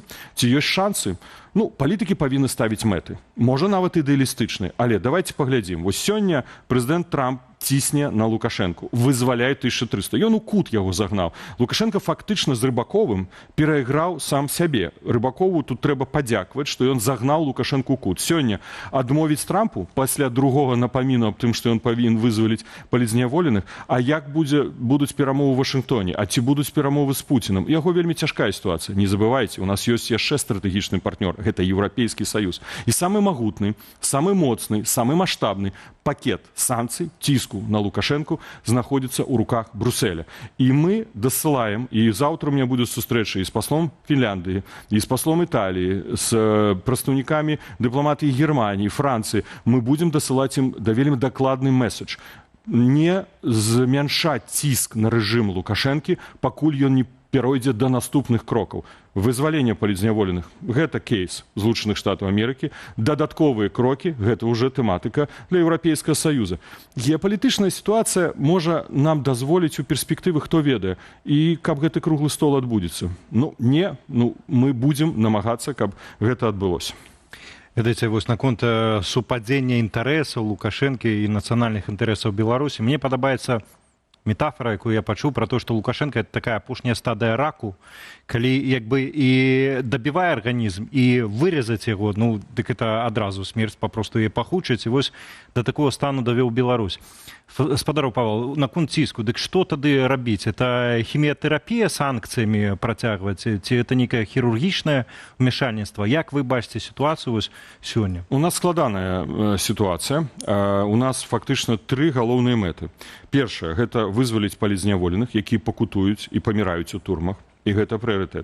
У нас ёсць задача даць гарантыі бяспекі, незалежнасці Беларусі. І у нас ёсць задача, як пазбавіцца ад рэжыму Лукашэнкі. Гэта 3 прыярытэтных стратэгічных задач. І гэта даволі цяжка адначасна разруліць, дайсці да гэтага выніку. Гэта выклік для нас усіх. І я хацеў бы звярнуцца да ўсіх тых, хто бачыць перад сабой гэтыя задачы, дапамагаць сёння. Не крытыкаваць, а ўзмацняць нашу пазіцыю, у тым ліку з камунікацыяй з грамадствам, з камунікацыяй з нашымі партнёрамі ў Еўрапейскім Саюзе. Скажу так, Лукашенко сёння прыціснуты сітуацыяй. З аднаго боку, ён бы марыў аб тым, каб перамовы аб міры ці вайне, дай Бог, аб міры адбыліся ў Мінску. Але дзеля таго, каб яны адбыліся, ён павінен выканаць адпаведную мову. Ён, дарэчы, сам пра гэта казаў. Я ўзгадваў на сваіх сацыяльных сетках у інтэрв'ю, здаецца, і на Белсаце, што мы публікавалі яшчэ 19 сакавіка, пазней 16 чэрвеня.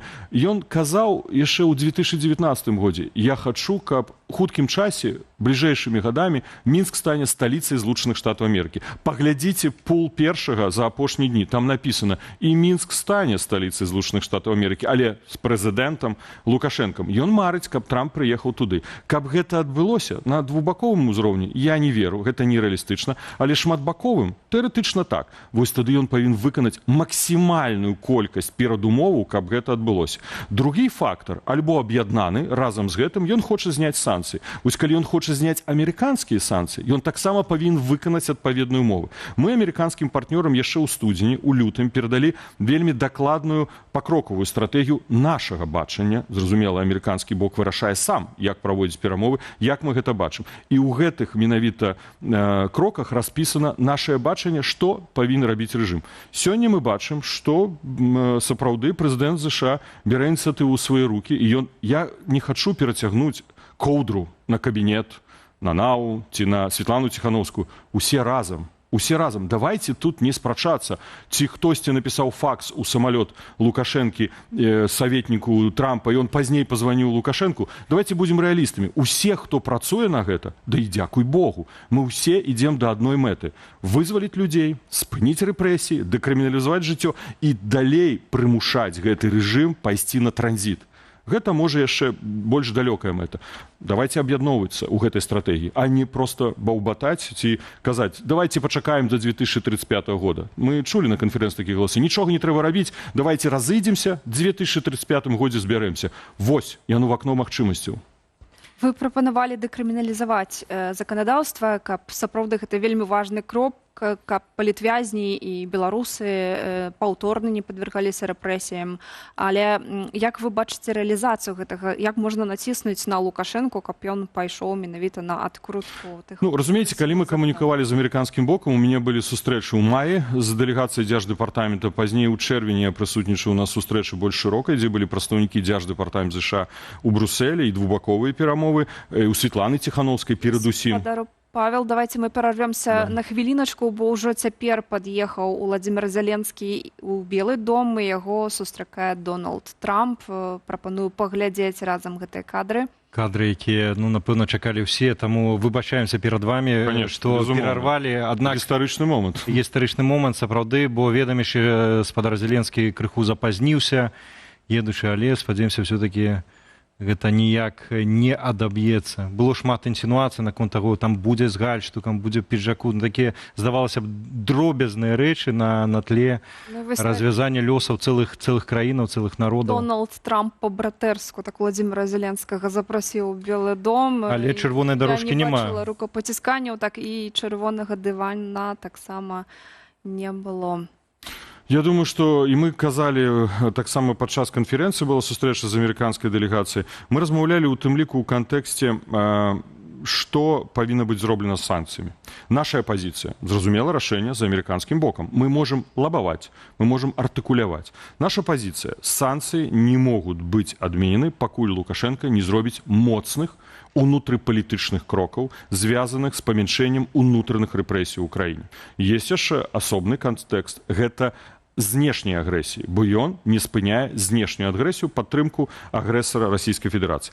І тут з улікам досведу Лукашэнкі, які ўжо, на жаль, пануе на Беларусі 31 год, ён неаднойчы падмаўдаваў і амерыканцаў, і еўрапейцаў. Мы кажам нашим партнёрам, нельга адмяняць санкцыі, можна прыпыняць санкцыі. І санкцыі толькі на тое, каб спыніць рэпрэсіі і вызваліць іх палізняволеных. Калі ён парушае гэтыя дамоўленасці, фармальна тут не падпісваецца дакументаў. Гэта дыпламатычныя дамоўленасці. Я прысутнічаў, ну, як было, мой лёс, все ведаюць, яшчэ б на тым баку ў 2015 годзе. Гэта вусныя дамоўленасці. Так вось, калі ён парушае, санкцыі аўтаматычна вяртаюцца. І вось мы гэта просім нашых партнёраў. І давайце не забываць, што ёсць яшчэ Еўрапейскі Саюз, да якога мы звярнуліся ў нашым стейтменце аб'яднанага пераходнага кабінета, што пакуль Лукашенко не зменіць палітыку, мы выступаем за нарошчванне ціску. Таму Лукашенку чакае 19-й пакет расійскі, у якім будуць і беларускія санкцыі супраць рэжыму Лукашэнкі, альбо і яшчэ дадаткова 15-й санкцыйны пакет у адносінах да Беларусі, бо ў адносінах Беларусі прынята 14 пакет.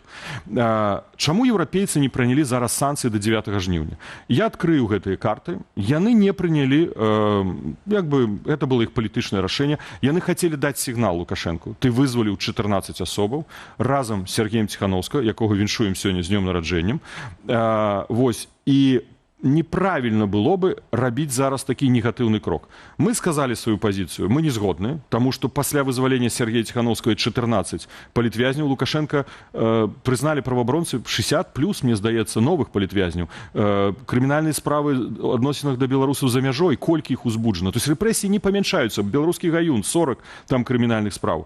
Ну але яны зрабілі гэты крок, нібы такой сігнал Лукашэнку. Пабачым, калі Лукашенко гэта не робіць, у верасні мы пачынаем актыўна працаваць над 15-м санкцыйным пакетам.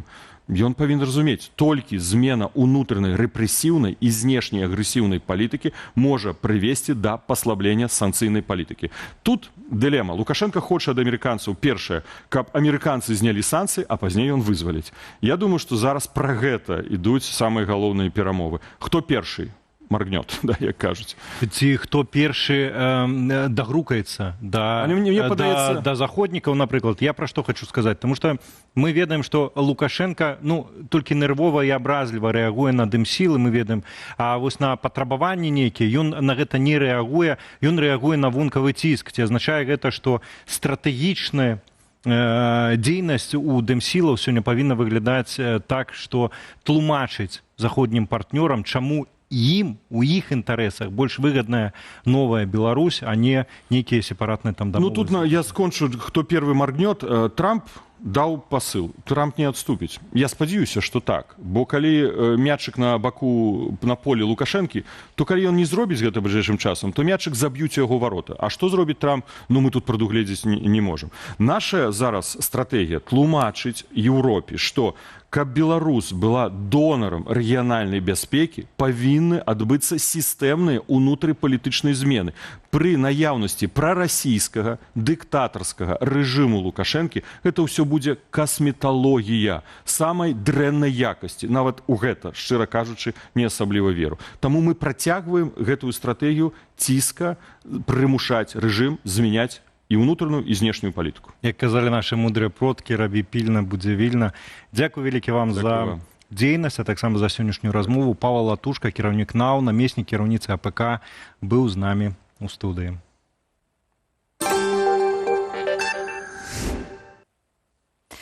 Ну і спадарства, мы прапанавалі вам паўдзельнічаць у нашым апытанні. Сёння мы, вядома ж, пытаемся пра перамовы. Перамовы, чаго чакаеце ад сустрэчы ў Белым доме сёння? Што цікава, вагаецца 51-49, вот цяпер толькі што 50, абсалютны лідар, адказ, нічога не чакаюць беларусы. Ну, вось такая, можа, гэта такая адметнасць беларускага менталітэту, хто ведае, альбо, ну, беларусы разумныя і ведаюць, што на высокія словы без дзеянняў падмацаваных асабліва няма чаго спадзявацца. На другім месцы чарговых заяваў пра важнасць міру. Памятаеце, вось гэты стары анекдот, што выйшлі, выказалі чарговую глыбокую заклапочанасць. Найменш чакаюць нашы гледачы вызвалення Беларусі, што, в прынцыпе, падкрэслівае яшчэ раз важнасць словаў пра тое, што ўсё-такі ў руках беларусаў саміх гэта вызваленне Беларусі. Ну і спадарства, на вашых экранах кадры таго, як праходзіць сустрэча Владзіміра Зеленскага і Дональда Трампа. Гэта сустрэча тэт-а-тэт перад тым, як лідары сустрэнуцца яшчэ з еўрапейскімі кіраўнікамі, каб працягнуць перамовы наконт міру ва ўкраіне. Шмат было інсінуацыяў перад гэтымі перамовамі, звярталася ўвагу, як хто будзе апрануты, ці будзе чырвоная дарожка, ці што, але насамрэч самае важнае гэта тое, што адбудзецца літаральна праз гадзіну, прыкладна, калі скончыцца гэтая закрытая сустрэча і выйдуць лідары да публікі, а тым часам спадарства сваімі думкамі наконт спынення вайны ва ўкраіне, пра тое, чаго чакаць ад перамовы ў Вашынгтоне, а таксама меркаванне наконт патрабаванняў Пуціна. З нашымі калегамі з праграмы «Вот так» падзяліліся госці і жыхары Кіева. Яны, патрабаванні Пуціны, непрымальныя, і тут няма пра што казаць. Можна ўжываць толькі сілу, бо Расія іншай мовы не разумее. Іхныя сустрэчы і перамовы чысты цыр. Я думаю, яны ўмацавалі свае пазіцыі, таму што дыктатару далі магчымасць гаварыць, і яго пачулі. Ніякіх гарантыяў Пуцін даваць не будзе. Ён хоча заваяваць усю Украіну. Якія абяцанні? Калі мы адмовімся ад Донбасу, то заўтра яны папросяць Запорожжа і Херсон. Ён падпісваў шмат папераў у мінулым, але яны абсалютна нічога не значылі. Нічога не памяняецца. Нічога не зменіцца, бо Трамп здраднік. Так і прапаноўвае здацца, што будзе азначаць капітуляцыю Украіны. Так што тут няма пра што казаць. І мы былі шакаваныя перамовамі Трампа з Расіяй, чырвоным дываном. Таму я ўяўлення не маю, што будзе далей. Взагалі немає уявлення, що буде далі. Ситуація досить складною на фронті, оскільки я також з цим щодня. Сітуацыя на фронце вельмі складаная. Я ведаю пра гэта, бо працую ў гэтай сферы. Але я думаю, мы ўжо гэта бачылі. І таму не думаю, што Пуцін спыніцца. Ён зробіць паўзу, каб нанесці яшчэ больш моцны удар. Знову ще одна, якщо навіть буде певна пауза, щоб зробити ще більший удар. Што ж, абмяркуем таксама чаканні ад гэтых перамоваў з Александром Качатковым, палітычным аналітыкам з Украіны. Вітаем вас. Добрый вечер. Вітаю вас. Спадар Александр, ну вось мы ў нашым стрім-чаце задаем нашим гледачам такое пытанне, чаго чакаеце ад сустрэчы ў Белым доме сёння. Вядома ж, і вам таксама адрасоўваем гэта пытанне. Вы-то чаго чакаеце вось ад гэтай сустрэчы, гэтых перамоваў? Ну, честно говоря, я могу констатировать, что белорусы прагматичный народ, поскольку моя позиция специалиста совпадает с общим мнением белорусов. Там где-то больше 50%, я уже так понял, которые не ожидают, в общем-то, никаких прорывов. И действительно, прорывов ожидать чрезвычайно сложно, в первую очередь, потому что инициатор всех этих переговоров Дональд Трамп и инициатор, автор агрессии против Украины Владимир Путин, они существуют в непересекающихся вселенных. У этих вселенных нету общих координат.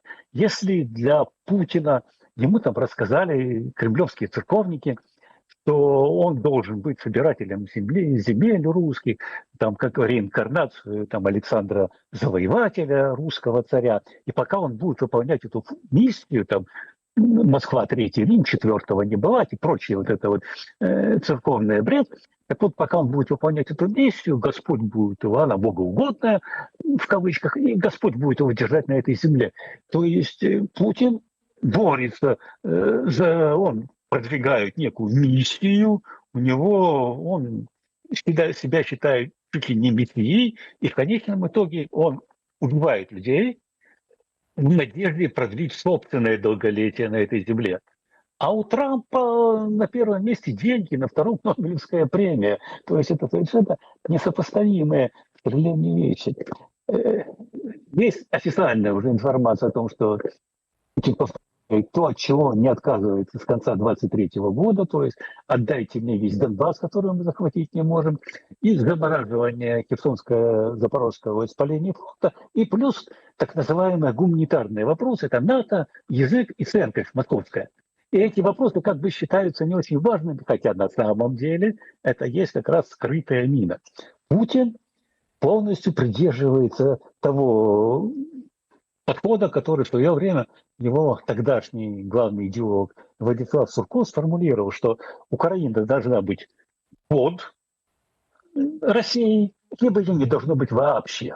Ну, кстати, это напрямую касается и белорусов. Либо под Россией, либо не должно быть вообще, поскольку Украина, она такой ужасно неприятный для России пример, поскольку здесь власть в Украине таки меняется, не всегда на хорошую, неважно, но она меняется, и народ может выйти потребовать, чтобы власть поменяла какое-то свое решение, и власть вынуждена откатывать и менять свои решения. И вот этот вот пример, что у братьев славян может общество влиять на власть, но он совершенно неприемлем для России.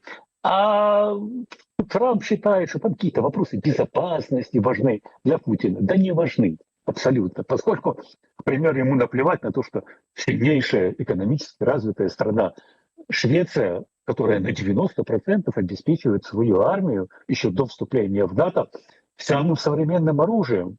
Где-то в свое время сделали атомную бомбу, отказались от нее из соображений гуманности и экологии. Так вот, его не волнует, что такая мощная страна, где терпеть не могут Россию, вступает в НАТО.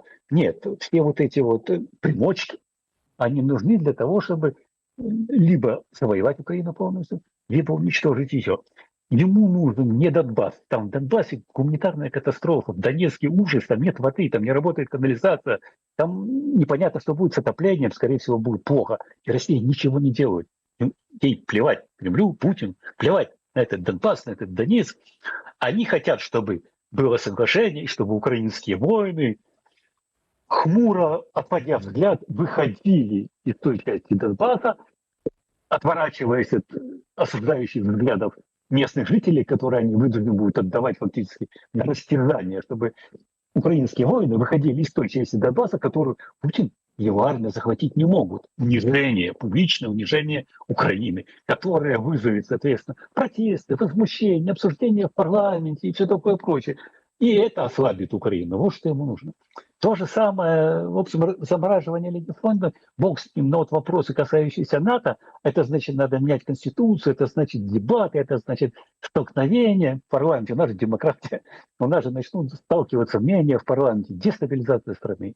Что касается языка русского и церкви, то же самое, очень контроверсийные для Украины вопросы. И именно поэтому они оказались в пакете требований Путина. Не потому, что он хочет решить какие-то вопросы, а потому, что он хочет максимально дестабилизировать и ослабить Украину. Трамп абсолютно ничего этого не понимает. Ему это абсолютно неинтересно. Он сравнивает там, по весу по размерам. Он возвращается, пробежал целый круг и вновь сообщает нам, что, оказывается, Россия в 4 раза больше, чем Украина, поэтому у нас никаких шансов нету. Но мы и так это знаем. Да и капитулировать-то мы можем без помощи Трампа. Соответственно, точек соприкосновения здесь практически нет. Зеленскі максимум, на што яго няма, але пачакайце, на сустрэча, якая ў гэты момант адбываецца тэт-а-тэт Трамп і Зеленскі. Трамп заявіў, што акурат трохбаковая сустрэча Пуцін, Зеленскі, Трамп, магчыма, усе тры бакі гэтага хочуць. І зноў паўтарае, што Зеленскі можа скончыць вайну, калі гэтага захоча. Вось, уласна, эксперты апасаюцца, каб не атрымалася так у авальнай зале, каб Зеленскага не выставілі асобай, якая уласна і не хоча закончыць гэтую вайну. Як можна інтэрпрэтаваць гэтыя заявы? Ці сапраўды тут магчымы кампраміс? Такая угроза есть. Что касается вот по Трампу, который живет, он все время подчеркивает, за океаном, ему наплевать на эту европейскую войну. Это война Байдена, это война Европы. Вот пускай они ее разгребают. И вот такая же позиция. Ну, с его точки зрения, Зеленский просто должен согласиться на то, что предлагает Путин. И да, действительно, на какое-то время война прекратится. На какое-то время. Потом Россия поднакопит силы и продолжит, поскольку по концепции либо Украина под Россией, либо Украины быть не должно. Максимум, на что условно, так сказать, уполномочило своего президента украинское общество, неформально, но это факт, это обсуждение замораживания по линии фронта. Все, что отходит от этого, является совершенно нереально, включая и это НАТО, и русский язык, и это. Вот максимум, что он может обсуждать. Есть неофициальная информация, что якобы Путин готов отступиться от своего требования освободить, чтобы наши войска покинули Донбасс добровольно, отдали то, что Россия захватить не может. Якобы он готов это дело обсуждать. Но опять добавятся вот эти гуманитарные вопросы, которые опять рискуют разрушить это соглашение. То есть вопрос чрезвычайно сложный. Решаться на самом деле будет не в этом переговоре, не в переговорах с глазу на глаз Трамп-Зеленский, поскольку здесь, скорее всего, Владимир Александрович будет настаивать на замораживании линии фронта, как она есть. Это наиболее привычная форма на гэтым менавіта і настойваць. Спадару Александр, давайте прапаную вам крышачку паглядзець самой сустрэчы, а пазней вярнуцца да нашага абмеркавання. Go into a full-blown deal very quickly. You know what the one I'm talking about was a big one. But they don't even write about that. No matter what I do, no matter what, and you know, this is not anything to do with you. It's probably to your advantage in a certain way. But no matter what I do, no matter what deal I make, from my standpoint, you'll come out good. Maybe President Putin will come out good. But they'll say, Trump was absolutely horrible. It's just that, and I've lived with that for a long time. I've lived with it since just before the first election. I used to get great publicity. Now I get the worst publicity anyone's ever gotten in office, but I won in a landslide, so that people understand. They're the only ones that count, ultimately. But I've also had great reporters. I've had journalists that are very good. But it's very sad when you do the right thing. As an example, they said, because of the fact that Vladimir Putin came to American soil, this was a tremendous defeat for Donald Trump. No, it was really wonderful that he did it. It was a hard thing for him to do, to be honest with you. It was the opposite of what they said, but they said it. Now, if he didn't come, they'd say that was also bad for Trump. You know, there's no way. And there's just a great dishonesty of the press, and I think that's why it's lost its credibility. You know, its credibility is at an all-time low. We have a thing going on right now in D.C. We went from the most unsafe place anywhere. Ну, ось, уласне, Дональд Трамп спробує переконати Володимира Зеленського наконт аргументів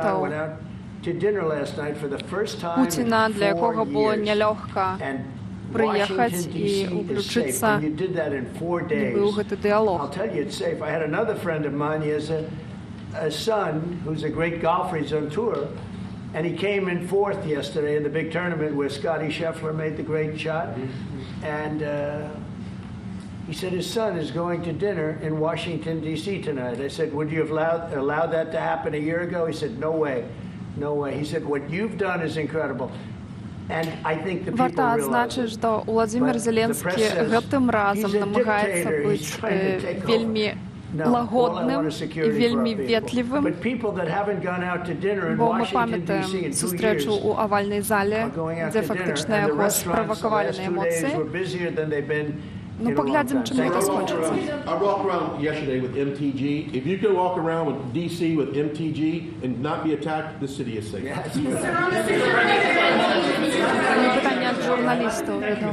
Last week you warned of what you called severe consequences if a 30-day ceasefire or any type of ceasefire were not agreed to by Russia. Will there be severe consequences? Does that change because you're meeting with you need a ceasefire. You know, if you look at the 6 deals that I settled this year, they were all at war.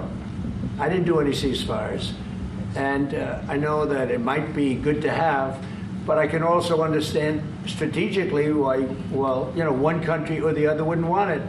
You have a ceasefire and they rebuild and rebuild and rebuild, and, you know, maybe they don't want that.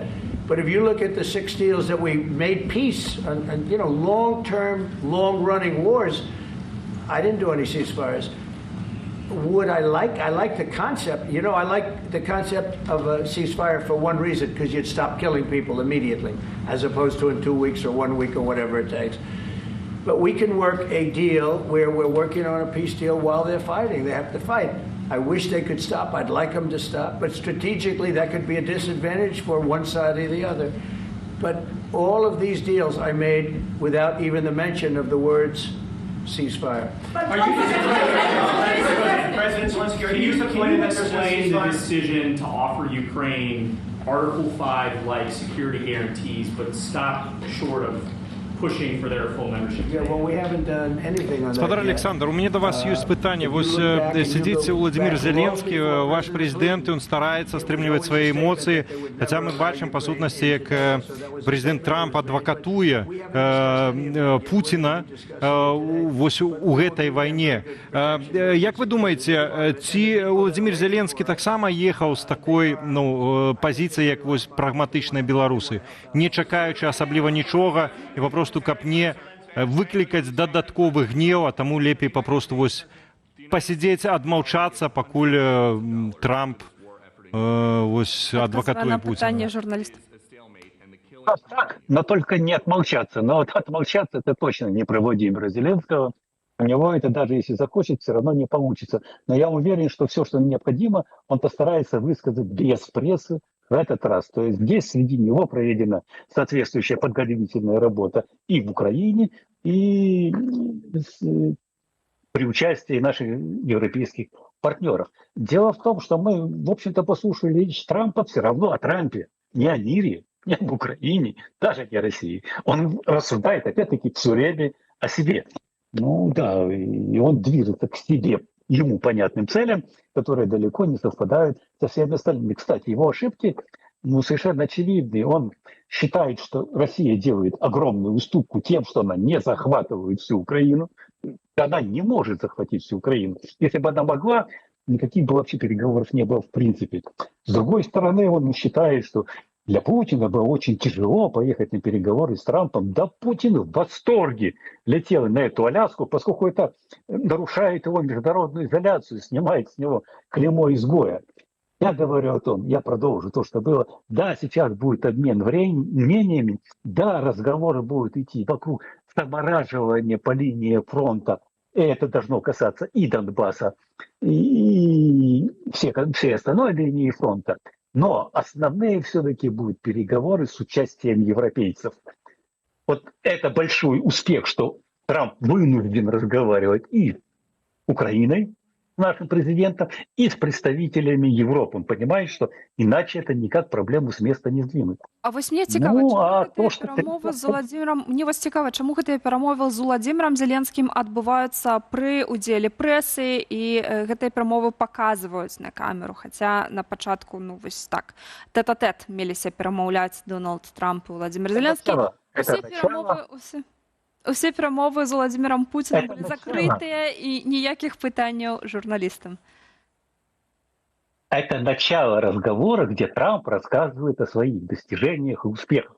Я же подчеркнул, вот я внимательно слушал, что он говорил, он все время говорил о том, о своих усилиях, о своих ощущениях, о своем понимании. Это его вступительное слово.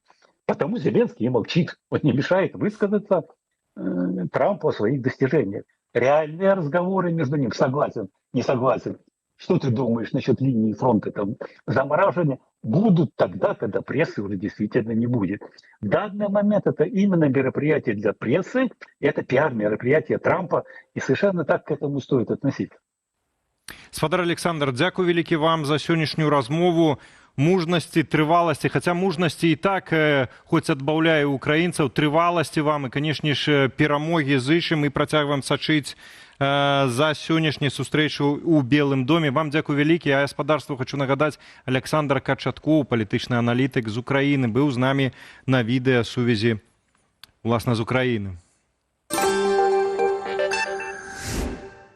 Ну і прэзідэнт Францыі Эммануэль Макрон напярэдадні перамоваў у Вашынгтоне распавёў, чаму ён вырашыў суправаджаць Уладзіміра Зеленскага на сустрэчу ў Белым доме. Давайте паслухаем. Мы правялі гутарку з прэзідэнтам Зеленскім, якая доўжылася амаль 2 гадзіны, каб падрыхтавацца да сустрэчы ў Вашынгтоне, што адбудзецца ў надзвычай сур'ёзным кантэксце як для Украіны, так і для бяспекі ўсёй Еўропы. Менавіта гэты кантэкст заахвоціў нас разам з некалькімі еўрапейскімі калегамі на запрашэнне прэзідэнтаў Трампа і Зеленскага прыняць рашэнне суправаджаць прэзідэнта Украіны ў Вашынгтон. Бо мы цяпер на пераломным этапе гэтага канфлікту, крытычна важным для бяспекі Украіны і ўсёй Еўропы. Ну і далей у нашым эфіры Антон Пенькоўскі, амерыканіст і дарадца агенцтва еўраатлантычнага супрацоўніцтва. Вітаем вас. Добрый вечер, вітаю. Дзякуй за запрашэнне. Дзякуй, што далучыліся. Уласна, паслухалі мы Эммануэля Макрона, таксама Урзуля фон дер Ляйен выказвалася. Шмат якія еўрапейскія лідары цяпер выказваюць падтрымку Уладзіміру Зеленскаму, таксама прыляцелі ў Вашынгтон. На вашу думку, ці іх пазіцыі могуць паўплываць на хаду перамоваў еўрапейцаў? Так, ну, безумоўна, гэта так. Яны не проста, каб з'ездзіць у Вашынгтон, прыбылі сёння дзеля таго, каб падтрымаць пазіцыю Уладзіміра Зеленскага. Адзінае, што тут трэба зразумець, наколькі сам Дональд Трамп будзе адчуваць сябе камфортна, калі столькі еўрапейскіх лідараў і кіраўнік НАТО прыехалі, і магчыма, гэта будзе выглядаць з яго пункту гледжання як такая спроба націснуць на яго такой вялікай групай, каб так дэманструючы інтарэсы адразу вельмі вялікай колькасцю гульцоў, прымусіць яго пайсці ў бок не амерыканскіх інтарэсаў, як сам іх разумее Дональд Трамп, а больше ў інтарэсах еўрапейскага звязу, асобных краін і краін-чальцоў НАТО. Вось тут пытанне больш такое складанае псіхалагічнае, і мы ведаем, што сам Белы дом так вельмі асцярожна паставіўся наконт такой шматбаковай сустрэчы. Ну і ўсё ж такі тут тое пытанне, што сам Дональд Трамп планаваў сустракацца толькі з самім Уладзімірам Зеленскім, і гэта пытанне, якое ён меркавана хацеў абмеркаваць з ім асабіста, бо ён лічыць сябе галоўным перамоўцам у гэтым працэсе і робіць такую архітэктуру трохкутовую, то бок Злучаныя Штаты, Украіна і Расія, не прадугледжваючы на дадзены момант, не прадугледжваючы удзел еўрапейскага звязу, бо мы ведаем, наколькі сам Дональд Трамп так крыху скептычна ставіцца да еўрапейскага звязу ў цэлым. Але пры гэтым вось наш папярэдні суразмоўца, украінскі палітычны аналітык Александр Качаткоў адзначыў якраз, што вельмі важна, што прыехалі якраз і еўрапейскія лідары разам з Зеленскім, і што Трамп вымушаны з імі размаўляць.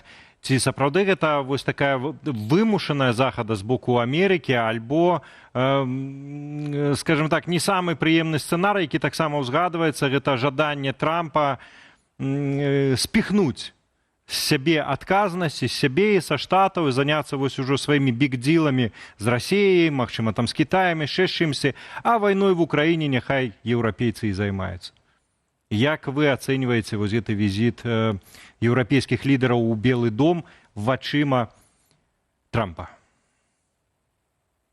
Перш за ўсё, здесь трэба разумець, што Дональд Трамп сам шмат разоў падкрэсліваў, што вайна ідзе не на амерыканскім кантыненце, а на еўрапейскім, і еўрапейцы мусяць прымаць значна большы ўдзел у вырашэнні гэтага канфлікту, чым Амерыка, бо ён меркавана не лічыць сябе адказным за пачатак гэтага канфлікту. Ён шматразова падкрэсліваў, што гэта вайна Джо Байдена, і ён адказны за тое, што гэта вайна ўвогуле пачалася. Ну і ён гэта разглядае перш за ўсё як інтарэс архітэктуры бяспекі ў Еўропе, у чым зацікаўлены еўрапейскія лідары, аб чым я казаў раней, а не зусім не на 100% перасякаючыся з амерыканскімі інтарэсамі.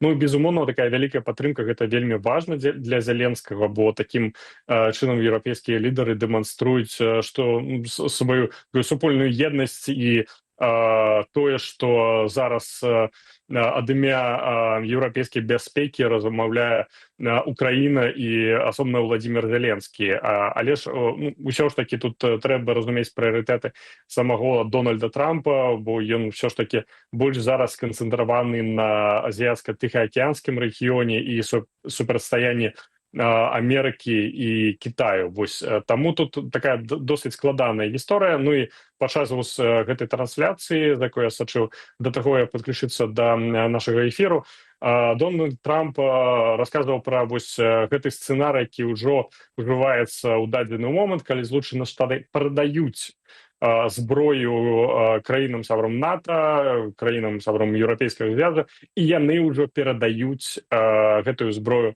Украіне.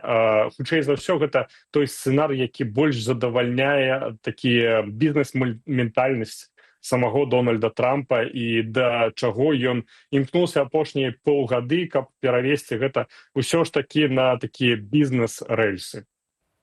Ну, вось толькі што скончылася прэсавая канферэнцыя Дональда Трампа і Владзіміра Зеленскага. Перад іх перамовамі Дональд Трамп заявіў, што сёння не будуць абмяркоўвацца гарантыі бяспекі для Украіны. На вашу думку, чаму ўсё ж сёння не будуць? І калі не гарантыі, то пра што пойдзе гаворка? Пра спыненне агня на лініі фронта, бо Владзімір Зеленскі не хацеў абмяркоўваць гандаль тэрыторыямі, як то назваць, спаслаючыся на Канстытуцыю, якая гэта забараняе рабіць. Так, ну, безумоўна, гэта так. Ну, і тут мы мусім разумець, што ніводная Канстытуцыя не дазваляе гандаль сваёй зямлёй ніводнай краіне, то бок тут працуе такая вельмі простая логіка, і вельмі добра мы разумеем Владзіміра Зеленскага, гэта яго аргумент.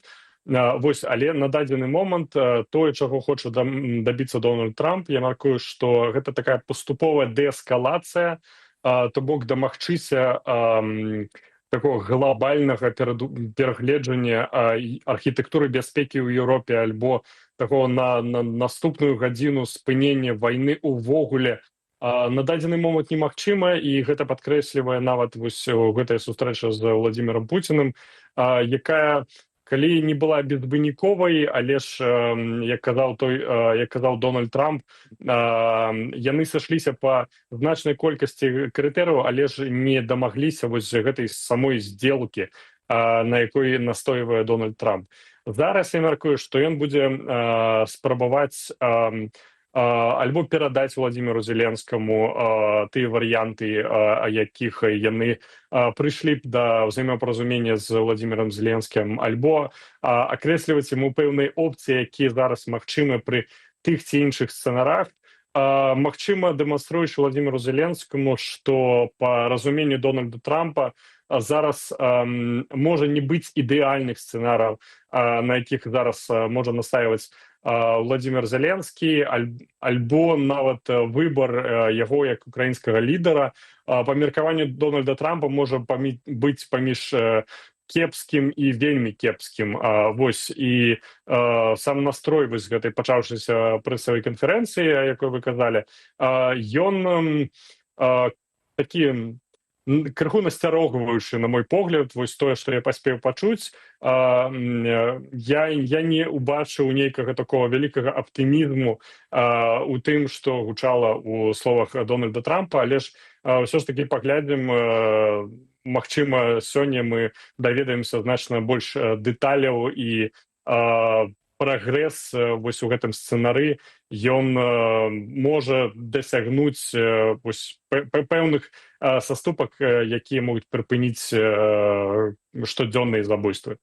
Антоні, ну вось наконт бізнес-мыслення Трампа, пра якое вы гаворыце, і вось і таму, як бы, вот там і гарантыі бяспекі не будзем абмяркоўваць.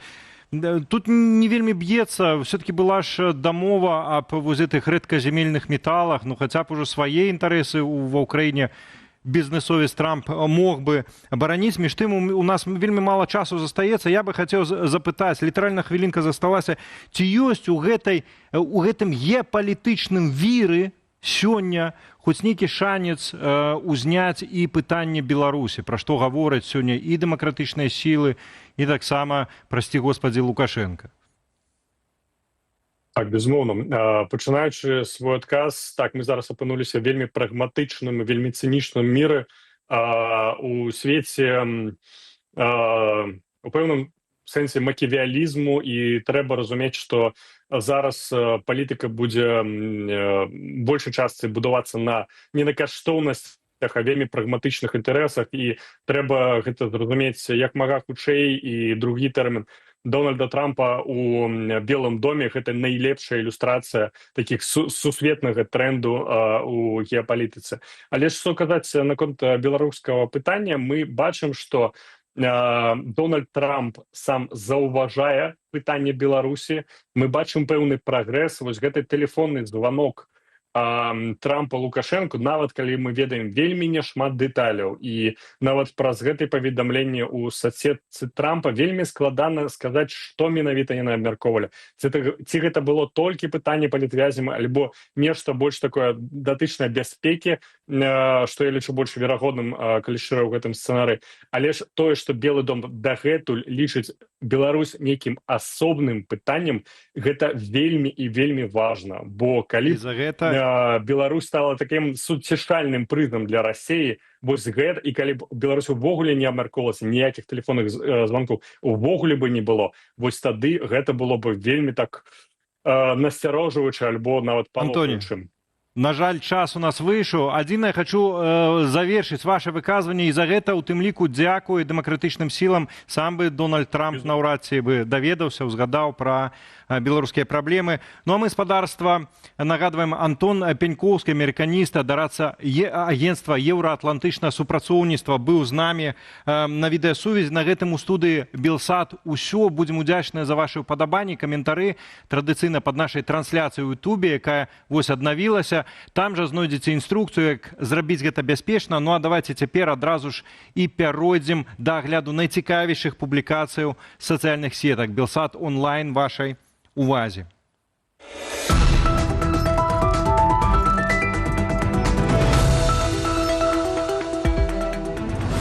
Наши продкі надавалі поясу амаль сакральнае значэнне. Яго насілі амаль заўсёды, нават калі можна было абысціся без шапкі ці ботаў. Часам навязвалі не адзін, а 3 паясы разам. Гэта быў не проста элемент адзення, а абярэг, знак заможнасці і моцы. Ну ось і чаму пояс лічыўся такой важнай часткай строю? Як яго ткалі, якія прылады выкарыстоўвалі беларусы? Некаторыя адказы ўжо цяпер і ў нашым інстаграме. Цалкам глядзіце ў праграме Кацярыны Ваданосавай «Нітка зорка» на YouTube-канале Белсат History. Чаму наши продкі надавалі столькі хваравітай увагі паясам? Чаму нават зараз пра чалавека, які паводзіць сябе неналежным чынам, кажуць, што ён, маўляў, расперазаўся? Пояс – гэта магічны, абрадавы, сакральны прадмет. Ён суправаджаў чалавека ва ўсім цыкле жыцця. Калі дзіцё нараджалася, яго спавівалі чырвоным поясам, каб яно было здаровае і прыносіла шчасце ў дом. Калі людзі жаніліся, невеста мусіла саткаць мноства паясоў і адарыць усю сям'ю жениха. А падчас вяселля маладым таксама перавязвалі рукі поясам. Падчас жніва маладзіца таксама мусіла перавіць сноп поясам і потым урачыста ўнесці яго ў дом, каб падарыць мужу, каб заўсёды была ўрадлівая глеба, урадлівая скаціна і каб заўсёды ў доме ўсё было добра. Мужчыны маглі насіць на сабе да 3 паясоў адначасова. Адным поясам падпярэзвалі нагавіцы, ён быў самы просты, бо яго не было відаць з-пад кашулі. Другі пояс быў акурат на кашулі зверху, а трэцім поясам падпярэзвалі світку, верхняе адзенне. Амерыканскі мастак Скотт Гілдебранд ператварае звычайныя старыя рэчы ў сапраўдныя творы мастацтва. Напрыклад, нядаўна ён надаў новае дыханне старому магнітафону, зрабіўшы з яго дэталёва прапрацаваную дыяраму. Што цікава, кожная праца майстра – гэта мініяцюрны свет унутры звыклых прадметаў. Свае творы ён выстаўляе на продаж. Некаторыя з іх ацэньваюцца на некалькі тысяч долараў США. Вашай увазе відэа, а таксама яго можна паглядзець у фэйсбуку Белсату.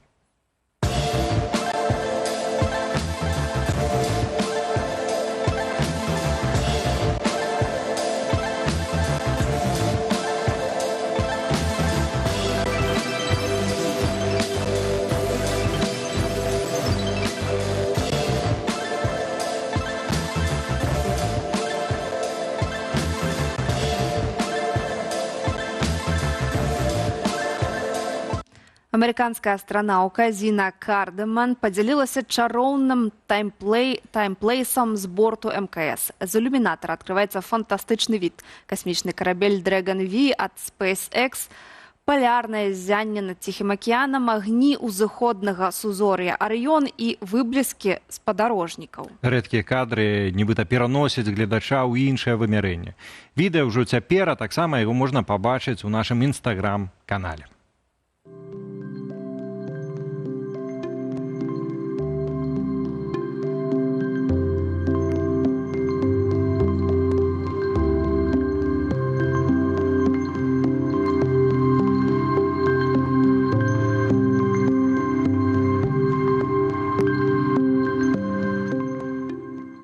Гаспадарства, і на гэтым у нас усё. Дзякуем за ўвагу, вашыя каментары, таксама упадабанні. Для вас працавалі Валерый Руселек і моя цудоўная калега Юлія Лабанова. До новых сустрэчаў на Белсаце, а на развітанне яшчэ раз прыгадаем галоўныя моманты перамоваў аб замірэнні ва ўкраіне. Далей сачыць за развіццём падзеяў працягнуць нашыя калегі з расейскамоўнай рэдакцыі «Вот так». Всего доброго.